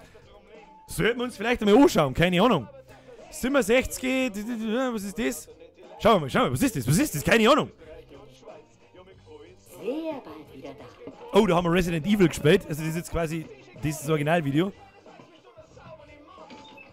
Happy Birthday to you. Happy Birthday to you. Happy Birthday, lieber Ida. Happy Birthday to you. Das weiß ich schon gar nicht mehr. Also, das ist ein bisschen gelungen. Ich weiß schon noch, da hat jemand Geburtstag gehabt. Das waren unsere Samstag-Late-Night-Streams und da hat jemand Geburtstag gehabt. Da hat der zweite ist, wie Schnacksolotl, 45 Aufrufe. Ich hab gar nicht gewusst, dass die bestehen bleiben. Schauen wir mal. Vollbild. Servus.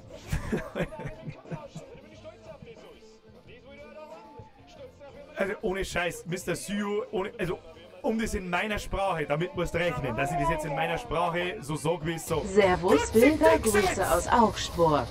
Ich kann nicht einmal fertig schmatzen!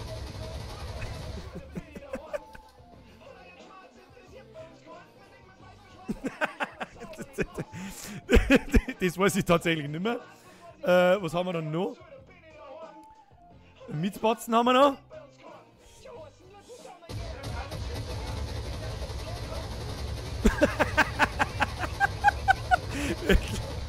Ja. Hab ich schon wieder einen neuen Witz. Hab ich schon wieder einen neuen Witz abgefangen für das nächste Kochstudio. Da muss definitiv der Mietspatzen mitwirken. Hab schon gesehen. Der eigentliche Sternekoch ist nämlich der Mietspatzen. So. So, kennst du Eicherdorf, wie ich gefragt? Ja. Da wohnt so die eine oder andere Ex-Freundin. Mag ich nichts davon wissen. Ist in Niederbayern bei Grafenau, falls dich interessiert. Ihr, Leute, ihr müsst zusammenhängende Sätze schreiben, weil ich das ja so nicht auseinanderlesen kann. Das ist ja, was ist das denn? In der Zwischenzeit, Fabian Schieb hat einen Zwickel 29 da lassen. Servus Birger, Grüße aus Augsburg. Ich hab gar nicht gecheckt, also keine Ahnung. Vergeht's gut. Herr Schieb, vergeht's gut. Grüß. Servus Birger, Grüße aus Augsburg, sag ich Servus, Grüße aus Landau. So, ich muss wieder im Chat runterscrollen, weil sonst kann ich nix Dings.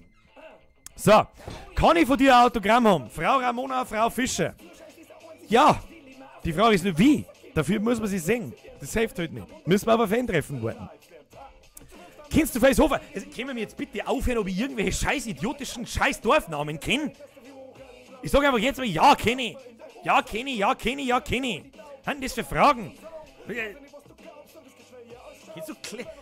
Warum besteht denn eigentlich immer der Horizont aus Fragen? Besteht immer aus dieselben drei. Wo kommst du her? Kennst du Dorf XY? Was ist dein Lieblingsbier? Oder kennst du Bier XY? Kann man uns darauf einigen, dass wir diese drei Fragen jetzt uns mal alle sauber gepflegt in den Arsch bohren und mir irgendeine andere Frage stellen? Machen wir halt noch eine halbe Stunde Frage-Antwort-Spielchen. Fragt mich, was ihr wollt. Das ist Birger Lex. It Lex Birgers. Birger, was hörst du für eine Musik? Ja, das ist doch was. Das ist doch was. Mittlerweile alles. Ich habe mir tatsächlich jetzt einmal übers Herz gebracht, dass ich mir mal Spotify installiere. Und Turbo-Prinzessin fragt mich, ob ich schwul bin. Turbo-Prinzessin fragt mich, ob ich schwul bin. Finde den Fehler. Und ich höre eigentlich mittlerweile alles. Aber hauptsächlich Alternative Rock Geschichten. Alter Bridge, Chevelle. Stuff like this. Was haben wir noch? Birger entwirft ein Knock. Was ist ein Knock? Kann mir das jemand sagen? Naja, Ikea-Idioten kaufen einfach alles. Idioten kaufen einfach alles. Ja, das stimmt. Da habe ich jetzt ein bisschen braucht, das tut mir leid, aber ja. Was ist meine Lieblingspizza? Eine ganz klassische Pizza Salami mit zweimal extra Käse und Sardellen. Geiler Scheiß. So, wo sind wir? Bist du ein Katzen- oder Hundetyp? Also ich hab 3 Katzen, einen Plötze, einen Katzenbrocken und einen Mietsbatzen und wir haben einen Hund, die Emma. Weiß ich nicht, die 3 Katzen, wenn sie aufeinander stehen, haben so groß wie die Emma. 50-50, würde ich sagen. Aber ich bin immer mit mehr Hunden aufgewachsen als mit Katzen. Wie schaut der Aufzug in Afrika aus? Maximal 200 Kilo oder 8,6 Millionen Personen. Ja, ist wirklich sehr finster. Aber wie der harte Kern weiß, ihr seid der harte Kern, die gerade zuschauen oder länger zuschauen, wie 10 Minuten. Dass mein Humor gern sehr viel schwärzer wäre, aber das kann ich auf YouTube leider nicht bringen. Vielleicht schauen wir mal mit schwarzem Humor, vielleicht können wir da auf Facebook was reißen. Facebook ist da, glaube ich, noch nicht so fit mit Videos sperren, Accounts sperren und so. Und ich muss auch ganz ehrlich sagen, wenn mein Facebook-Account gesperrt wird, dann Arschlecken interessiert mich nicht. Der Friedel Fesel, schöne Frage. Herr der Ringe oder Hobbit? Herr der Ringe, ganz klar. Also du musst dir die einmal direkt hintereinander anschauen, so auf einen Tag ist es krass einfach, kann man machen, ja, mache ich gerne an Weihnachten oder an Weihnachten rum, da schaue ich gerne Herr der Ringe und einen Hobbit an und dann stellst du aber so richtig krass fest, wie viel Charme, dass der Herr der Ringe hat im Vergleich zum Hobbit, dieser einzige CGI-Schlacht ist und so schlecht ausschaut, dass ich es kotzen kriege. Heißt jetzt nicht, dass es schlechte Filme sind, aber die Optik vom Herr der Ringe schaut einfach viel besser aus. Viel besser. Das hat viel mehr Flair, finde ich, für dieses Fantasy-Mittelalter-Genre, wie halt Herr der Ringe nun mal ist. So, mal keine dumme Frage. Ich feiere deinen Kanal Vollgas und soll ich mich jetzt mal verloren? Merci dafür. Sag ich, merci für diese Anerkennung. Ganz ehrlich, ich muss mich jetzt mal wieder in jedem Stream bei euch bedanken fürs Zuschauen. Für jede einzelne Donation. Special Danke geht immer an meine VIPs, an diese Unterstützer, die jeden Monat ihre Kohle da lassen. Das sind immer nur 40 Leute. Ich weiß aber gar nicht, was ich sagen soll, außer dass ich immer ein schlechtes Gewissen habe, wenn es um Geld geht. Und ja. Vergelt's gut, Leute, es freut mich, wenn es euch taugt. Ohne Scheiß. Das ist der Hauptmotivator zum Weitermachen. Wenn innerhalb, schauen wir uns das letzte Video mal an, 30.000 Aufrufe auf nicht mal 24 Stunden, 500 Kommentare, davor haben 2 oder 3 vielleicht von irgendwelchen Vollidioten und die meinen es auch nicht best, die haben aber bloß behindert. Ja, vergelt's gut, Leute, echt. Vorher habe ich noch gelesen, Star Wars oder Star Trek. Ich muss jetzt das Bier hier nicht rausgreifen, aber Star Wars, ganz klar. Ganz klar Star Wars, ja. Wobei, ich ganz ehrlich sagen muss, ich habe meine ganze Kindheit lang, da wo Star Trek so der Shit war, ist ja heute noch der Shit so unter vielen, habe ich Star Trek schon immer nicht so mengen. Ich weiß nicht warum, ich bin da nie warm geworden damit. Aber die 3 neuen Filme, besonders die ersten 2, beziehungsweise besonders der zweite, wie heißt der, Into Darkness, glaube ich, heißt der, Star Trek Into Darkness, die haben saugeil. Also die haben wirklich gut, da habe ich nicht damit gerechnet. Da habe ich nicht damit gerechnet, dass die neuen Star Trek-Filme so gut sind und dass man sich die mehrmals anschauen kann schon. Mittlerweile ist der erste, glaube ich, auch schon wieder 10 Jahre alt. Bin mir nicht sicher, ich glaube, der ist von 2008 oder so. Ist aber ein guter Film. Kann man sich wirklich anschauen. Auch jetzt noch, ist eh klar. Was sind 10 Jahre? Nix. Stella fragt mich, Eragon oder Herr der Ringe? Ganz klar Herr der Ringe. Das Einzige, was am Eragon besonders war, ist, dass dieses Buch von einem 15-Jährigen geschrieben worden ist. Das war es aber auch schon. Der Film ist ganz nett, ja. Aber da spielt der Herr der Ringe in der Champions League und der Eragon irgendwo in der 3. Liga. Lost Max Germany fragt, warum heißt du nicht mehr Bürger Lex? Ich wollte nie so heißen. Also ich wollte nie diesen Doppelnamen in meinem YouTube-Account haben. Hab nie gecheckt, dass man seinen Nachnamen, was nicht Lex, also L-E-X ist nicht mein Nachname, ja, aber fast, aus seinem Nachnamen auslöschen kann und dann ist gut das für den YouTube-Kanal. Das hat mir irgendwann einmal einer von euch gesagt. Und dann habe ich das einfach gemacht und auf einmal hat der Kanal einfach rein Bürger geheißen. So wie ich das immer haben wollte. Hab's aber selber nicht gecheckt oder keine Ahnung, es hat nie funktioniert und so weiter. Dann habe ich es ausgelöscht und jetzt heißt der Kanal einfach Bürger, so wie ich das immer haben wollte. Naja, ist ja wurscht. Auf Facebook ist das wieder anders, da ist es wieder anders. Da muss ich das Lex hinten dran lassen. Da möchte ich auch gern, dass es einfach Bürger heißt. magst du einen Schachtelwirt? Ein Mackie. Vorher habe ich irgendwo gelesen, Burger King oder Mackie. Sowas von klar Burger King, aber sowas von klar Burger King. Wie soll ich das beschreiben? Keine Ahnung, die Burger beim Burger King schmecken einfach unterschiedlich. Die ganzen Special Burger beim Mackie, wie dieser Deutschland Burger und so, die schmecken alle gleich. Bis auf einen. Und das ist der Big Rösti.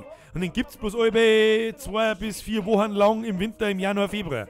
Der ist geil. Das ist der einzige Burger, der geiler ist wie das ist mein Lieblingsburger, kann ich mal dazu sagen. Big Rösti gibt es was Geiles.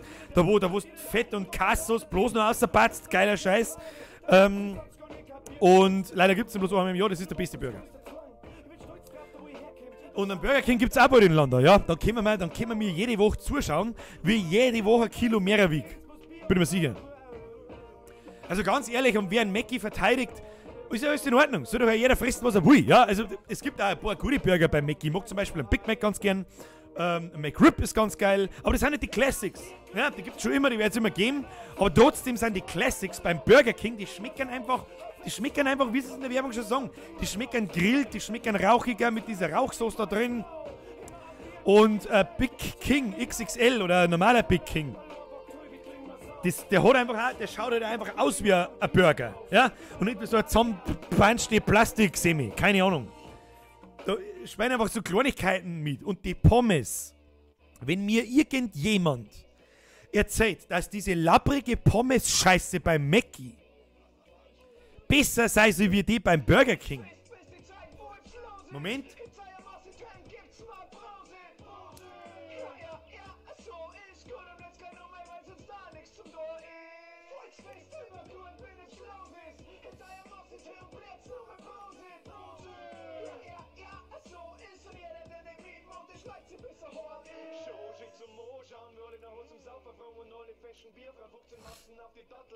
So. Lieblingscomputerspiel. Ich spiele alles. Ich spiele auch alles. Aber Lieblingscomputerspiel nach wie vor The Witcher 3. Zelda, Ocarina of Time. Was hängt da noch so rum? Warcraft, WoW, Warcraft 3 etc. Secret of Mana. Tetris. Klingt behindert, man beleidigt aber Leute. Okay, doch Tetris spielen. Also, ja, können wir machen. Dann lege ich dir, dass du nicht mehr weißt, was du heißt. Naja. Bist du heute Land auf Volksfest? Alter, Volksfest mit F schreiben. Ja gut, V und F haben nah beieinander, komm mal. Der Marco Schwarz fragt, mach mal deinen Eye-Roll, den du von 9 Jahren gemacht hast. Das Geile ist, ja, den habe ich wirklich von 9 Jahren gemacht. Das Geile ist, dieser Videoeffekt. Ich konnte doch meine Augen nicht so rundum drehen. Da habe ich mir mit After Effects und Premiere-Schnittprogramm ein bisschen gespielt. Da liegt eine weiße Fläche drüber, dann verschwindet das, dann rolle ich drunter quasi meine Augen nach unten, lasse die weiße Fläche wieder verschwinden und rolle nach oben. Und dann schaut es aus, als würde ich meine Augen so rundum drehen. Ich weiß nicht, warum da die Leute heute noch drauf reinfallen. Unfassbar, das ist so schlecht gemacht, dass es ganz aus ist. Naja. Der Westweit schreibt, was sagst du zu Jurassic Evolution? Hey, ganz ehrlich, ich hätte voll Bock, das Spiel zu spielen. Ich hab voll Bock drauf. Bin riesengroßer Jurassic Park und Jurassic World Fan. Ja, vielleicht sagen wir wieder, Jurassic World ist kacke wie scheiße oder scheiße wie kacke, ganz egal. Ich muss ganz ehrlich sagen, dass der letzte Film 15 Jahre alt ist oder 20 Jahre alt ist, hat er die heutige Zeit sehr gut eingefangen, er hat mich sehr gut unterhalten und ich liebe einen Chris Pratt, den Hauptdarsteller in Jurassic World.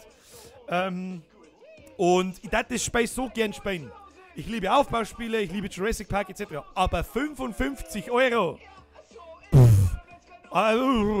Nein, wirklich nicht. Also wirklich nicht. Und ich lese überall, dass der Content und der Inhalt von dem Spiel nicht das liefert, was ein 50, 60 € Spiel liefern sollte. Naja. Bist du mal Mofa gefahren? Und wenn ja, was für eins? Um Gottes Willen. Ja, ich habe ein Mofa gehabt, das war Herkules. Aber das ist echt 20 Jahre her, glaube ich. Ja, nicht ganz 18 Jahre ist her. Das Käsebrot fragt mich, wohnst du noch bei deiner Mom? Das ist eine schöne Frage. Ich glaube, die darf kein Mensch die beantworten, offen und ehrlich. Aber ich bin offen und ehrlich, also im Prinzip ja. Weil das Haus, wo ich wohne, das gehört meiner Mom. Aber meine Mom wohnt nicht da. Klingt komisch. Wir haben jetzt, also keine Ahnung, ich wohne jetzt da seit 3,5 Jahren. 3,5 Jahre mit der Freundin im oberen Stockwerk, da. Also da, wo es halt dann da hinten raus geht und hinten raus geht. Ja? Und unten ist noch eine Wohnung. Die darf ich übrigens vermieten, wenn es war. Bin ich noch gar nicht drauf gekommen. Kann ja auch mal nachfragen, da. Nein, natürlich nicht. Also bei mir wohnt keiner im Haus, außer irgendein sehr nahe stehender Kumpel. Aber die Mom wohnt quasi bei ihrem Lebensgefährtin ein paar Straßen weiter. Das ist eine Frau Gewalt, weiß das zum Beispiel. Und der eine oder andere, dem ich schon mal per Post was zugekommen habe lassen, oder eher mir, weil ich nämlich auch mit der Adresse von meiner Mom 5 Straßen weiter gib und nicht meine Adresse von mir daheim. Ja? Also ich werde den Teufel tun und irgendjemandem sagen, wo ich wohne. Naja. Frau Gewalt schreibt, ich hab das auch nicht gecheckt und nochmal, weißt verzeiht hast, dass du am Volksfest oft schnupfst. Wird man davon zumindest high, weil ein Lehrer von uns immer unterm Unterricht schnupft? Nein, du wirst nicht high davon. Um ganz ehrlich zu sein, das tue ich nur im Volksfest, weil ich einen Rausch hab. So 100%ig verstehe du es Schnupfer so und so nicht. Sag ich dir ganz ehrlich. Bist du deppert? Also du wirst nicht high oder irgend sowas. Ich weiß ehrlich gesagt nicht, was Schnupftabak für einen Sinn hat. Ist da Nikotin drin? Das ist übrigens auch der Grund so ein bisschen, warum How to Schnupfen oder How to Schnupftabak noch nicht da ist. Weil es einfach, wenn nicht gerade Volksfest ist, nicht tue und nicht viel davon verzeihen kann. Da Mr. Grums fragt mich, wie alt ich bin. Sag ich immer irgendwas zwischen 6 und 46. Tim Kuhn, Alter, ich bin ein Bayer, aber ich wohne bei den Preisen. Die sind deppert. Hätte ich auch sagen können. Was tust du das? 3 Snacks fragt mich, Konsole oder PC? Ganz klar PC. Also ich spiele nur noch am PC. Mittlerweile, jetzt habe ich einen neuen Fernseher. Ich hoffe... Der Mori fragt mich... Gleich kommen wir zurück zum PC und Konsole. Der Mori fragt mich, gehst du oft in Kebab-Zentrale? Hey, ganz ehrlich, für den kann ich... Für den kann ich mir hinten ins Feuer legen. Der hat den geilsten Döner in Landau. Und das Allerpeinlichste für alle Italiener bei uns in Landau. Probiert einmal das Pizzastückel. Das ist die beste Pizza in ganz Landau. Was der Türkenteufel, und ich darf Türkenteufel sagen, weil ich so viele Türkenkumpels habe, und alte Kumpels habe, mit denen ich aufgewachsen bin. Ich darf Türkenteufel sagen, also nicht wieder irgendein Rassistendreck. Wo waren wir? Schaut euch, italienische Gasthäuser. Der Türkenteufel hat die geilste Pizza bei uns in Landau. Ja? Naja. Die deutsche Gottheit schreibt, du bist ungelogen der Geilste. Hashtag no homo. Vergesst gut, falsch rum. Ihr seid die Geilsten. Ohne die 350 Leute, die immer noch zuschauen nach 1,5 Stunden. Da hat es mir nicht gegeben, was ist alles denn entstanden und so weiter. Ich weiß nicht, wie oft ich noch Merci sagen soll. Merci für jede Donation, Merci für jeden Support, Merci für jetzt Teilen. Das ist übrigens das Allergeilste, was... Oder wenn mir irgendjemand, ich sehe, so viele Leute schreiben mir, ja, viele von euch sind noch zu jung, können nichts spenden, scheißegal, um das geht's nicht. Um das geht's überhaupt nicht, um Himmels Willen. Das, was am allermeisten bringt, ist, wenn wir noch mehr Leute werden. Teilt es, schreit eine Freund an, eine Freundin, eine Eltern, wobei es das schon derzeit, weil so viele Eltern, die an mir vorbeigehen, grinsen mir und sagen, du bist der Bürger, oder? Dann sage ich, ja, mein Bruder tut nichts anderes, wenn wir deine Videos anschauen. Dann muss ich jetzt mal weitererzählen, da könnt ihr am allermeisten helfen. Vergeht's gut für jeden einzelnen Share, meine Damen und Herren. German T, du bist der beste YouTuber, mach bitte weiter mit YouTube. Das war jetzt mal grundsätzlich der Plan, vorerst einmal weiterzumachen, ja. Wo waren wir? Hey, macht's weiter, das macht Spaß, auf geht's. Haut's Fragen aus, PC oder Konsole waren wir. So Fragen wie Burger King oder Mackie, Leberkass-Semi oder Schnitzel-Semi. Leberkass-Semi, ja, wohl, ist aber klar, oder? Wo waren wir? PC oder Konsole? Ja, genau, also ich spiele nur noch auf dem PC. Jetzt haben die Leute, hoffentlich habt ihr es mitgekriegt, oder Faye haben es mitgekriegt, Faye aber auch nicht, das ist ja scheißegal. Vor 2 Wochen hat es meinen Fernseher zerrissen. Ne? Habe ich einen neuen Fernseher gekauft und für 5 Euro, ich glaube im Steam-Sale, ich glaube 3 Euro oder so kostet den Steam-Link gekauft. Und falls ihr meint, ja, ich habe auch Konsolen, ich habe noch eine Playstation 3 und noch eine Playstation 2, habe auch irgendwo noch eine Playstation 4 umeinander liegen und was weiß ich, was ist das für ein Scheiß. Aber das Steam-Link-Teil, voll geil. Voll geil. Steckst du am Fernseher, dann empfehle ich ganz schwer eine LAN-Verbindung, keine WLAN-Verbindung, also KBI-Stecker. Und dann kannst du deinen PC laufen lassen. Den kannst du per Wake on LAN, also am Controller, am Fernseher, wenn dein PC steht ja nicht neben deinem Fernseher, zumindest ist es bei mir nicht so, dann kann ich den einschalten hier hinten am PC, dann dauert das natürlich 20 Sekunden, bis er aufgefahren ist, startet Steam automatisch und dann startet dieser Steam-Link quasi die Gaming-Oberfläche von Steam und streamt die Spiele, die werden am PC berechnet und streamt die übers Netzwerk auf dem Fernsehen. Du kannst mit der Konsole und auch mit schnurloser Tastatur und Maus zum Beispiel, wie soll ich sagen, zocken. Einfach. Am riesendrum Fernsehen. Das habe ich lange nicht mehr da. Das ist echt geil. Das Teil kann ich echt nur empfehlen. Es leckt ein bisschen, das muss man dazu sagen, wenn er mit Netzwerkverbindung ein bisschen kacke ist und in dem Haus ist es ein bisschen kacke, weil ich kein Netzwerkkabel da 4 gelegt habe etc. Sondern das anders gemacht habe, aber ist ja wurscht. Hat das ein bisschen eine Verzögerung und dann spielt sich das nicht so cremig. Deswegen spiele ich aussuchen, wo die Direktheit auf Millisekunden nicht so wichtig ist. Schöne Frage. Was habe ich für Teile im PC drin? Moment, das lese ich dir ziemlich exakt vor. Marvel oder DC-Universum? Marvel! Ganz klar Marvel! Wo ich einen Batman auch ganz geil finde, aber den ganzen Rest vom DC-Universum mag ich nicht. Das ist schade. Ich verzeihe auch gleich noch ein wenig mehr dazu, aber jetzt mag ich schnell luren. Also, ich lese vor. Mein PC ist jetzt 3,5 Jahre alt. Der da jetzt läuft, ja? Ich habe einen i7 4790K 4x4 GHz drin. Mein Mainboard ist ein Gigabyte, irgendeine scheiß Nummer, bla, interessiert keine Sau. 16 GB DDR3, ein GeForce GTX 980, die vor 3,5 Jahren echt noch viel Geld gekostet hat. Dann habe ich mir vor kurzem erst eine Rocket Nyth geleistet, wo man diese Tasten da an der Seite sich zusammenstecken kann, weil ich das liebe, wenn ich in Diablo zum Beispiel bloß eine Hand brauche oder wenn in 1,5 Monaten das WoW-Add-on rauskommt, dass ich halt nur noch mit WASD und WoW umeinander laufe und ein paar Schnelltasten belegt habe, aber alles andere mit meinem Daumen und 12 bis 24 Tasten an meiner Seite muss. Ganz geil. Dann habe ich eine Logitech G105 Tastatur. Ganz einfach, weil ich mechanische Tastaturen hasse. Da kriege ich einen scheiß Schlaganfall, wenn sie das so hat wie eine scheiß Schreibmaschine. Da können mir die Leute noch 100 Mal verzeihen, dass eine mechanische Tastatur toll ist. Mag ich nicht. Und ja, weil es gerade ist, eine Razer Naga habe ich auch gehabt, zweimal. Die erste, das war ganz eine alte, die habe ich 10 Jahre lang gehabt. Die habe ich mir 2005 gekauft. Und 2014 oder so ist kaputt gegangen. Dann habe ich mir auch die neue Razer Naga gekauft und die hat 3 Monate gehalten und war kaputt. Und das Kreislige ist an der Razer Naga, die ist so schmal gewesen. Früher, das war voll geil. Und die neue ist ziemlich dick und das hat mir nicht gefallen. Aber die Razer Naga hat die schönsten Tasten an der Seite gehabt, wo man am schönsten hingekommen ist. Also das ist halt jetzt mehr Undingsbums. Ist ja wurscht. Ja, und Headset habe ich, das sagt ja jeder, schnurlos Logitech Artemis 933. So, weiter mit Fragen, meine Damen und Herren. Hier, Burger King oder McDonalds? Radl oder Autofahren? Keine Ahnung. Warum läuft da mein eigener Stream? Fix Mari, bist du deppert. So, wo waren wir noch? Marvel oder DC? Also das, was ich so schade finde, ist, ich mag das DC-Universum, weil es so schön finster und düster ist. Und das ist das Marvel-Universum oft, nicht immer, aber oft nicht. Ja?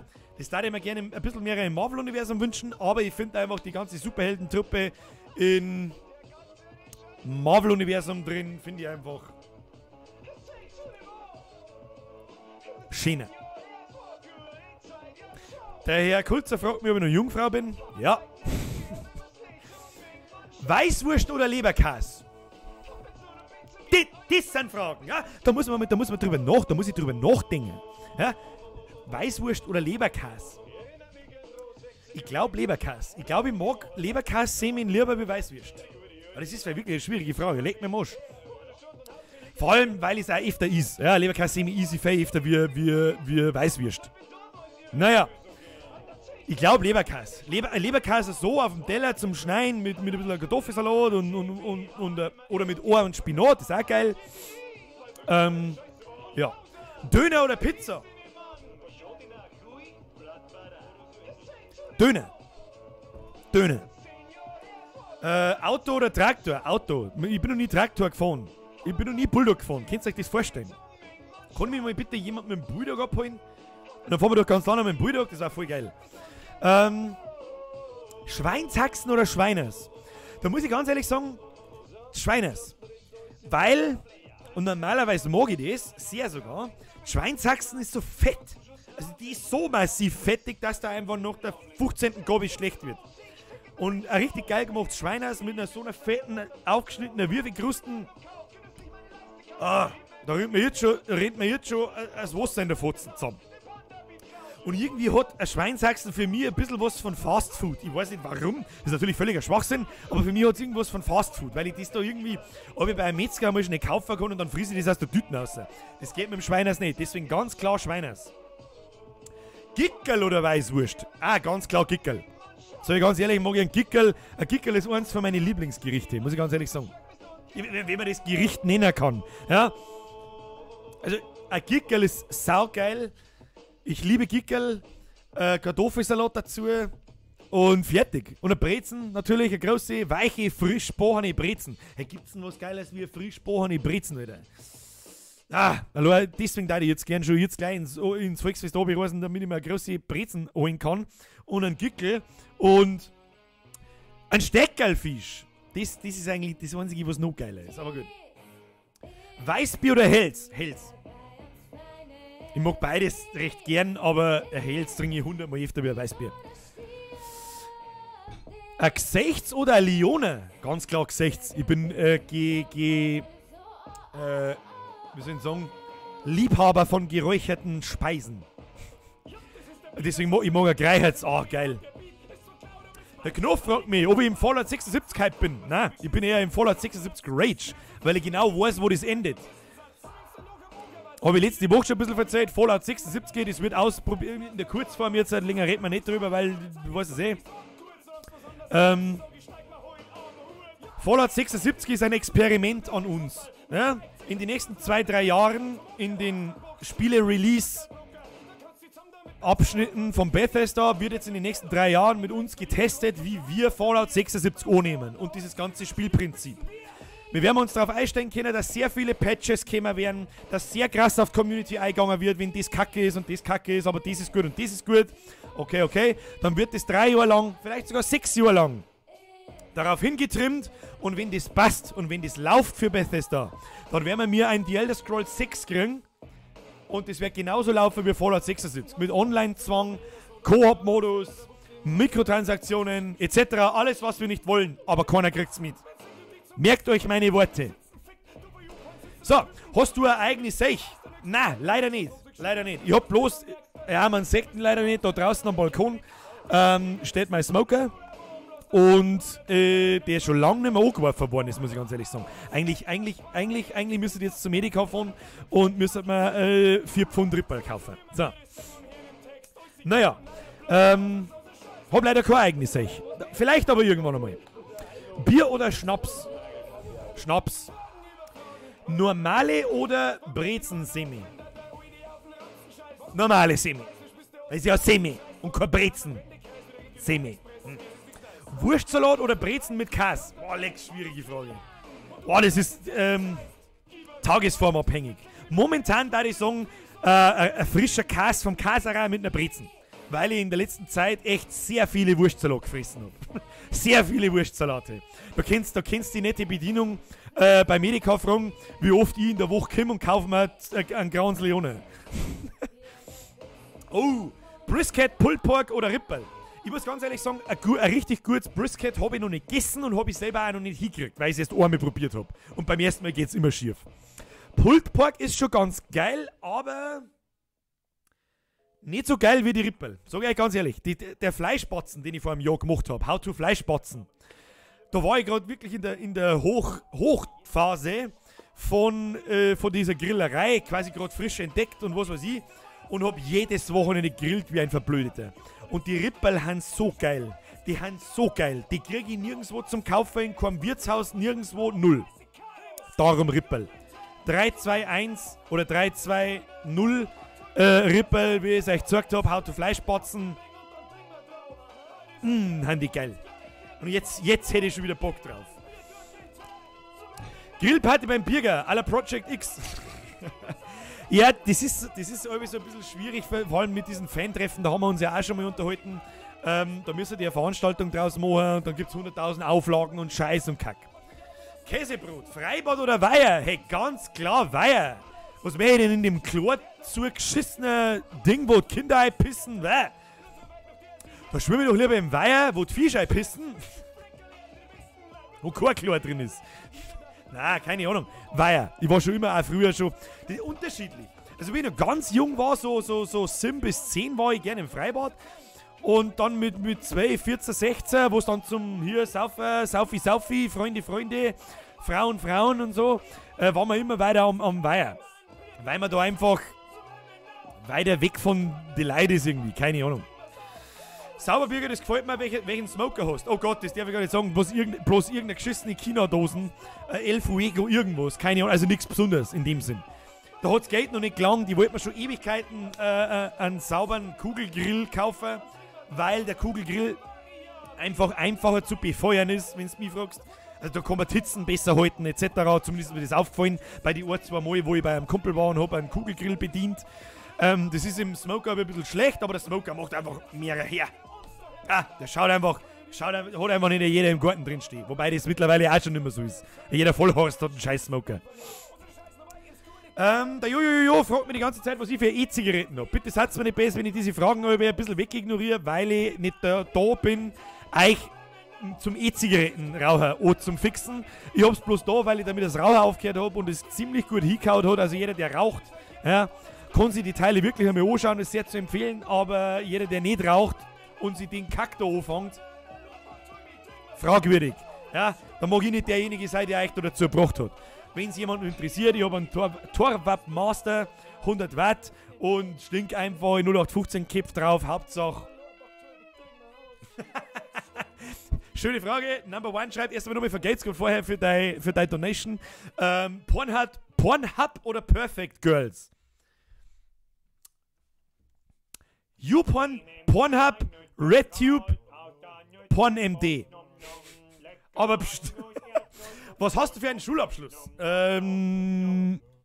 Ich habe 0,8er Abi. Ganz klar. Nein, ich bin auf die Realschule gegangen und habe einen 0815 Durchschnittsrealschulabschluss. Annika, grüß mich mal. Grüß dich, Annika.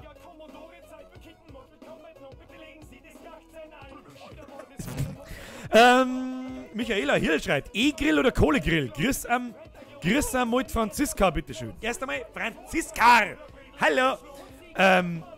Also, allein das Wort E in dem Wort Grill ist Frevelei und gehört eigentlich mit Bockfotzen bestraft. Selbstverständlich ein Kohlegrill. Da warst du wahrscheinlich jetzt gerade noch nicht da. Wir haben uns nämlich gerade unterhalten über Smoken, Reichern, Grillen etc. Ja? Und ein How to Grillen kommt schon noch. Der zeichnet ab. Alter, ich bin's eins, Live-Boy. Gratulation. Dann die Rombachscher kreisliger Hund, du. Ja, wenigstens kennst du das. Servus Bürger, deine Videos sind so geil. Tobi6230, vergeht's gut. Ihr seid so geil. Ohne euch darf ja keiner anschauen. War langweilig. Der Karl Phil fragt mich, was machst du beruflich? Ich bin Mediengestalter, habe ich vorher schon kurz erklärt. Und arbeite in einem Sportgeschäft und kümmere mich da um einen Online-Shop. Wieso hast du ein Warcraft-Poster?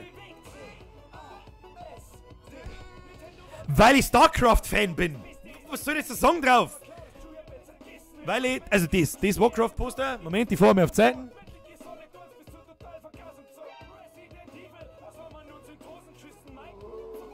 Das Warcraft-Poster habe ich von einem Kumpel geschenkt gekriegt, weil er weiß, dass ich ein riesengroßer Warcraft-Fan bin.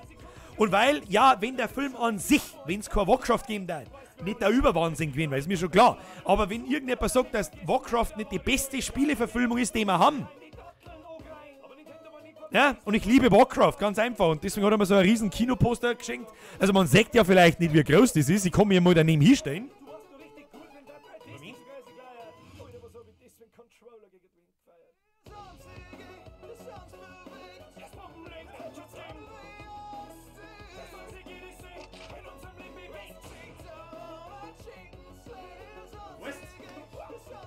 Und ich bin 1,83 Meter groß. Also das ist, es ist ein bisschen, weißt du, und deswegen ist es halt einfach geil. Da muss ich ganz ehrlich sagen, Moment, Kamera wieder herrichten. So. Da muss ich ganz ehrlich sagen, Das ist ja nur schon deswegen so geil, weil es riesengroß ist. Und was man leider nicht sieht, da ist er. Warte, ich kann da mal umfahren. Da. Seht ihr das Schwarze da? Warte mal. Da. Das schwarze Riesenposter da. Das da. Das, wo da rundum ist. Da ist jetzt leider mein Warhammer-Schrank davor. Sagt man nicht hier und ich kann die Kamera leider nicht so weit her. Das ist ein riesengroß, einfach pechschwarz. Alien Covenant Poster, da wo einfach ein riesengroßer Alien-Schädel drauf ist, den man sieht, wenn man da von der Tür einer geht und wenn man da hinten geht, durch die Tür, dann sieht man quasi in der Entfernung in der Nacht diesen Alien-Schädel und ist einfach geil aus. Und außerdem bin ich riesengroßer Alien-Fanboy. Auf dem Festival, Campingplatz oder Wohnwagen? Selbstverständlich Campingplatz. Gut, dass du nicht schreibst, Campingplatz oder Hotel. Spinnst. Und ein How-to-Festival kommt auch noch. Auch. Also ich kann ja ein bisschen aus dem Nähkästchen plaudern. Momentan sind 4 How-Tos in Arbeit. How-to-Grillen. How-to-Festival. Scheiße, was war das andere? Scheiße, das war jetzt das 3. Ich bin jetzt behindert. Muss ich nachschauen. Weiß es nicht mehr. Weiß ich nicht mehr. Das 4. war auf alle Fälle How to Zombie-Apokalypse. Ja, und ich werde da in der Woche vielleicht einmal eine Umfrage starten. Ja, schauen wir mal. Der Ivo die Martin schreibt, Arnie oder Silvester? Du meinst natürlich einen Arnold Schwarzenegger oder einen Stallone? Schwierige Frage, Mann. Schwierige Frage, Mann. Da muss ich jetzt überlegen. Also früher als Kind, ich bin damit groß geworden,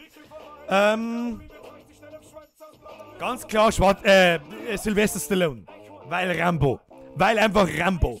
Ja, und das war in meiner Kindheit einfach der Overshit. Nebenbei hat es natürlich ja einen Terminator gegeben. Der war aber erst später. Also mittlerweile da ich echt sagen, Schwarzenegger, früher Sylvester Stallone. Massimo und Trachtman, die 9 Avengers. Ja, mir arbeiten wir dran. Wo waren wir? Schors oder Rülpser? Kann beides ziemlich befreiend sein. 50-50. Aber ein geiler Schors ist schon geil. Siedler oder Age of Empires? Ganz klar Age of Empires. War mein erstes Computerspiel. Kannst du bitte Name... Gute Freunde kann niemand trennen. Gute Freunde sind nie allein. So, weiter. Hier, Fragen. Meine sehr verehrten Damen und Herren, ich brauche Fragen. Sag mir deine Katze oder dein Hund. Stimmt, mein Hund war noch nie da, gell? Ich glaube, die Frau ist auch da. Ich schau mir, ob ich die Emma finde. Müsst euch aber jetzt schnell ein bisschen gedulden. Die muss ich schnell suchen. Ich glaube, die liegt heute schon wieder im Bett umeinander. Schauen wir mal.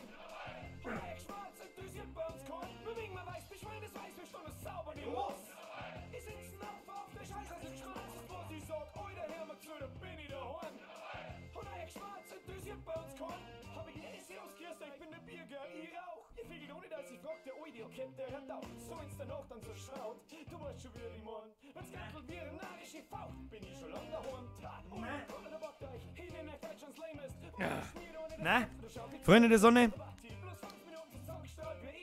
Ja, einen Hund habe ich schon mal gezeigt, das ist tatsächlich wahr.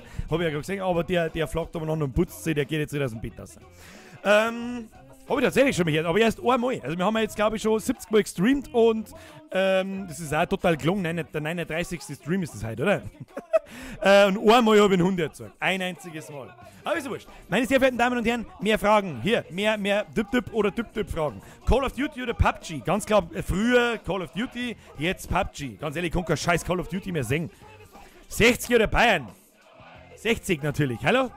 Lässt du dich lieber begrillen oder bist du lieber selber der Meister am Grill?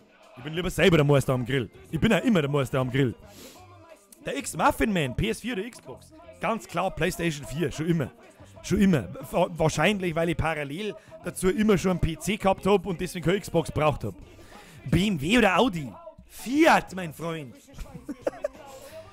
CS 1.5 oder Battlefield 2? Boah, leck, Alter. Das sind ja völlig unterschiedliche Spiele. Counter-Strike natürlich. Also in der Zeit Counter-Strike. Österreich oder Deutschland? Ganz klar Österreich. Aber sowas von klar Österreich.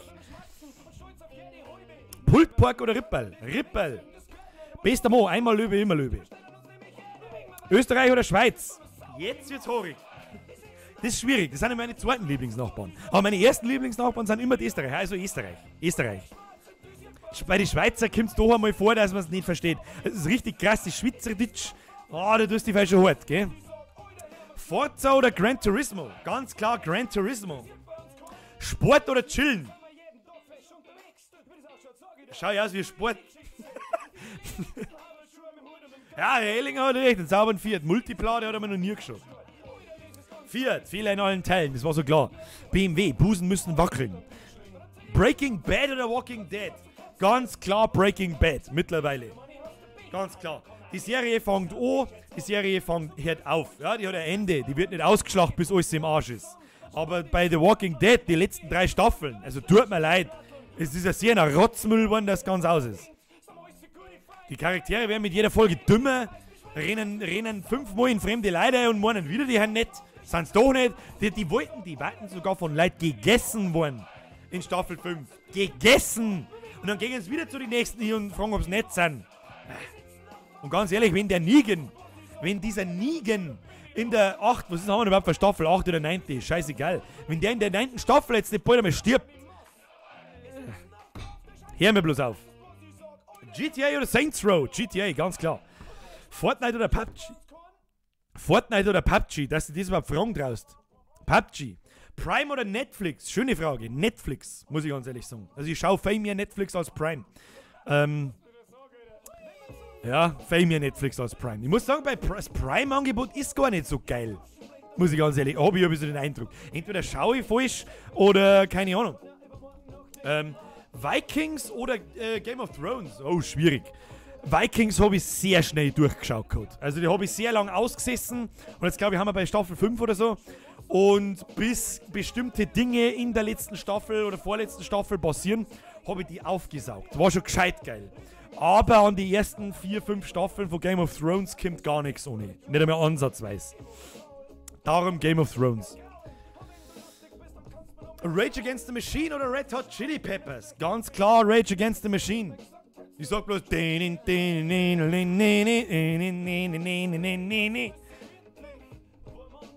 Hardtail Gang. Arsch oder Oberweiten? Fuck, schwierig. Fuck, schwierig. Schwierig. Aber Oberweiten, glaube ich. Aber ein Riesendrum Oberweiten ohne Arsch ist auch, was soll denn das sein? Was soll denn das sein dann? Naja. Handball oder Fußball? Ich habe auch gern Handball gespielt. So ist es nicht. Aber es gibt ja bei unseren Dumm keine Mannschaften. Darum Fußball. Herr der Ringe oder Game of Thrones? Das war jetzt die entscheidende Frage. Aber Herr der Ringe. South Park oder American Dad? Ganz klar South Park. South Park hat meinen Humor geprägt und mich zum Lachen gebracht wie nie wieder eine andere Sendung. Nie wieder. Kein American Dad, kein Family Guy, keine Simpsons, kein gar nichts. Und ganz ehrlich, ich finde den Family Guy Humor, der ist schon wieder zu dumm und oberflächlich, dass ich ihn gut finde. Und South Park hat einfach in jeder Folge, mittlerweile natürlich nicht mehr, aber in der ersten Hälfte der Staffeln immer so eine geile, unterschwellige Nachricht mitgeschwungen und die haben halt kein Blatt vor den Mund genommen. Nie. Und deswegen South Park, feiere die heute noch ziemlich, auch wenn es nicht mehr gut ist. Bibo, Liquid oder dicht und ergreifend? Ganz klar Bibo und ganz klar Liquid, weil dicht und ergreifend einfach nur Idioten sind. Ganz einfach. Hey Birger, bist du der totale Fußballexperte? Wer gewinnt jetzt die Weltmeisterschaft? Ja, das Senegal. Fortfahren oder balkonieren? Ich bin gern daheim. Sag ich dir ganz ehrlich. Ich bin gern daheim, deswegen balkonieren. Magst du einen Gabalier? Befasse mich nicht damit, das ist mir scheißegal. Nein, was ich nicht kenne, mag ich nicht. Passau oder Regensburg? Du Niederbayern. Regensburg. Was, liegen oder lehnen? Liegen, ganz klar liegen. Almdudler oder Cola? Ganz klar Almdudler. Almdudler ist eins der... Hast du schon mal einen richtig... Was heißt da immer Coke bei 3 Grad? Hey, hast du schon mal einen Almdudler bei 3 Grad gesoffen? Geilster Scheiß ever. Aber leider meine ganzen Getränke haben immer leer. Also ich habe immer Getränke daheim. Normalerweise, ich trinke auch extrem viel. Das ist wahrscheinlich der einzige Grund, warum ich eine Wampen habe. Bei Fressen tue ich nichts. Immer. Kasten Cola, Original Cola bitte, weil das ganze nachgemachte Billig Cola schmeckt wie Scheiße. Originals Cola, Original Sprite. Nur die ersten 2 Kasten. Dann ein Kasten Almdudler, ein Kasten Paulaner Spätzle und fürs Gewissen ein paar Kasten so Wolwig-Wasserl mit Apfelgeschmack, Kirschgeschmack und so weiter. League of Legends oder WoW?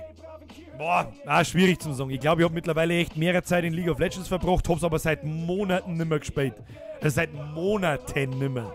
Darum WoW. Das geht immer wieder einmal. LOL hab ich mich abgespielt, glaube ich. Suchen oder Scheißen? Ich sage jetzt Scheißen, weil beim Scheißen ist das Suchen immer dabei.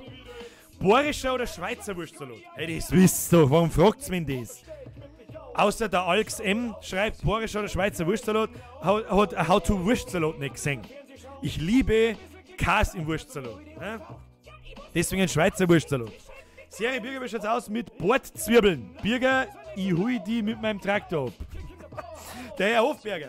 Zwiebeln kann ich nicht mehr, weil ich hoffe, jedem ist aufgefallen, ich habe meinen Bord geschnitten. Wenn es euch nicht auffällt, dann schaut euch jetzt bitte gleichzeitig noch mit dem Stream von letzter Woche oder das Video von letzter Woche. Da schaue ich aus, als hätte ich eine Katze im Gesicht. Naja, Waldfest oder Volksfest? Waldfest, da gibt es bei uns nicht so viel, deswegen Volksfest. Der Manu oder der Manu schreibt, Birger, deine Videos sind der Hammer, Grüße gehen raus, was hältst du vom Frankenland? Das heißt, Grüße zurück. Vom Frankenland bin ich aber so ein bisschen... Eigentlich denke ich mir so... Ja, passt schon, aber wenn ich dann wieder einen Schmatzen hier aus dem Frankenland, dann ist es mir jetzt wieder anstrengend. Oh, aber die Gurkel, ja, ich sag das auch ganz ehrlich, ich habe auch irgendwas gelesen, als Gurkelwasser gehört in den Wurstsalat ein. Da kriege ich einen Schlaganfall, bist du behindert? Man schüttet doch das Gurkelwasser nicht in man schüttet doch kein Gurkelwasser in den Wurstsalat. Sag mal, wie viel muss ich denn rauchen? Und ganz ehrlich, das Gerätzeug hat für mich in einem Wurstsalat, heißt ja auch Wurstsalat nichts verloren. Ich weiß, dass meine Art von Wurstsalat eine sehr eigenartige Art von Wurstsalat ist, ja. Und wie in dem Beutel beschrieben, ich schütte da natürlich auch kein scheiß Olivenöl ein, aber wenn ich kein anderes nicht habe, dann schütte ich sogar das ein, weil es mir egal ist. Braucht mir doch keiner von euch super Feinschmeckern verzeihen, dass irgendjemand von euch einen Unterschied zwischen einem Rapsöl und einem Sonnenblumenöl kennt. Ach, vergiss es doch. Ei. Wahnsinn. Wo waren wir? Raucher oder Schnupfen? Raucher. Dafür habe ich jetzt lang geraucht und zwing geschnupst. Was? Schwein, Puten oder Kalbsschnitzel? Hey, Tschechow, wenn ich hergehe und mache mir ein Schnitzel, dann brauche ich ein Kalbsschnitzel. Ja? Das panierst du selber, bratst aus, dass schön im Butterschmalz drin umeinander schwingt und dann hast du das geilste Schnitzel auf der ganzen Welt. War das eine Anspielung auf, brauchen wir mehr ein How-to Schnitzel? Hä? Brauchen wir mehr ein How-to Schnitzel? Hä? Ja? Okay. Schreibe mir auf. Achtung, Leute, schreibe mir auf. Nur für meine Lieblingsnachbarn. Die Österreicher werden mich wahrscheinlich köpfen, aber ein How-to Schnitzel muss einmal her. Da ist einmal wieder Zeit für Birgers Kochstudio. So, dann machen wir hier mal die Dropbox auf.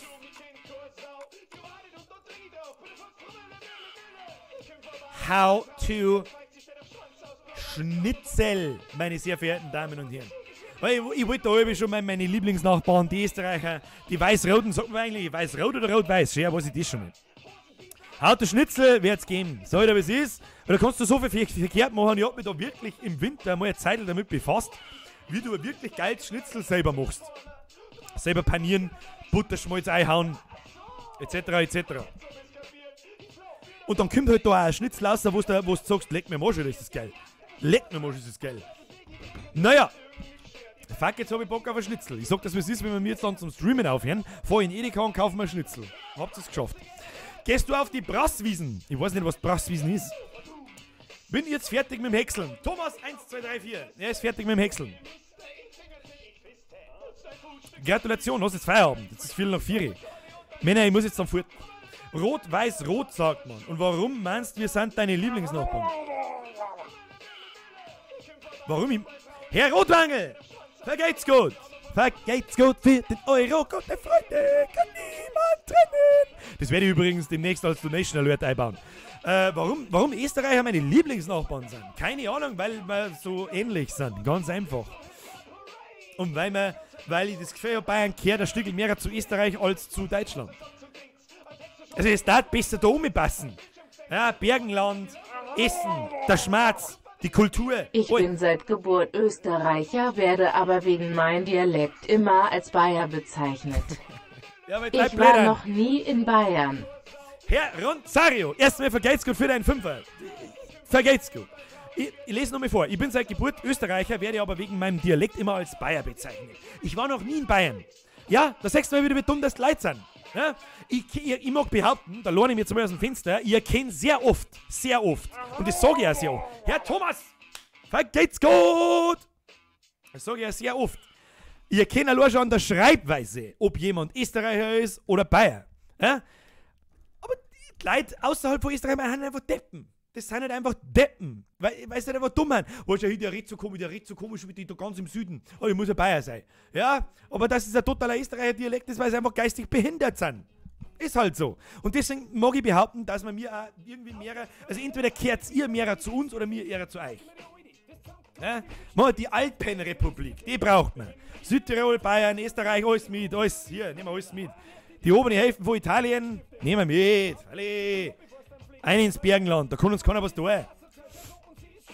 So, wo waren wir? Wir waren stehen bei lustigen Fragen wie bla bla oder bla bla.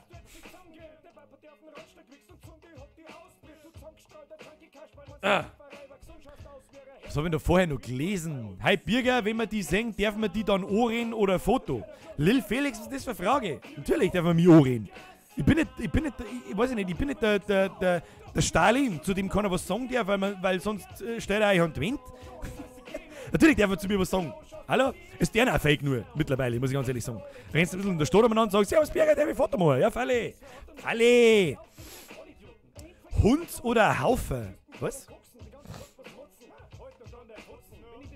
Was hältst du vom Mafia, vom Spey? Das Dreier war kacke. Hat nichts mehr mit Mafia zum tun. Die ersten zwei waren wirklich nette, angehende Konkurrenten zu GTA. Aber GTA macht halt alles kaputt. PC oder PS4? Haben wir vorher schon gehabt, aber ganz klar PC. Segeln oder Motorboot fahren? Gute Frage, das ist eine gute Frage. Es sagt sehr viel über deinen Charakter aus. Da muss ich jetzt fast segeln sagen, oder? Ich bin noch nie in meinem Leben gesegelt. Und nur sehr wenige Male in meinem Leben Motorboot getüdelt. Naja.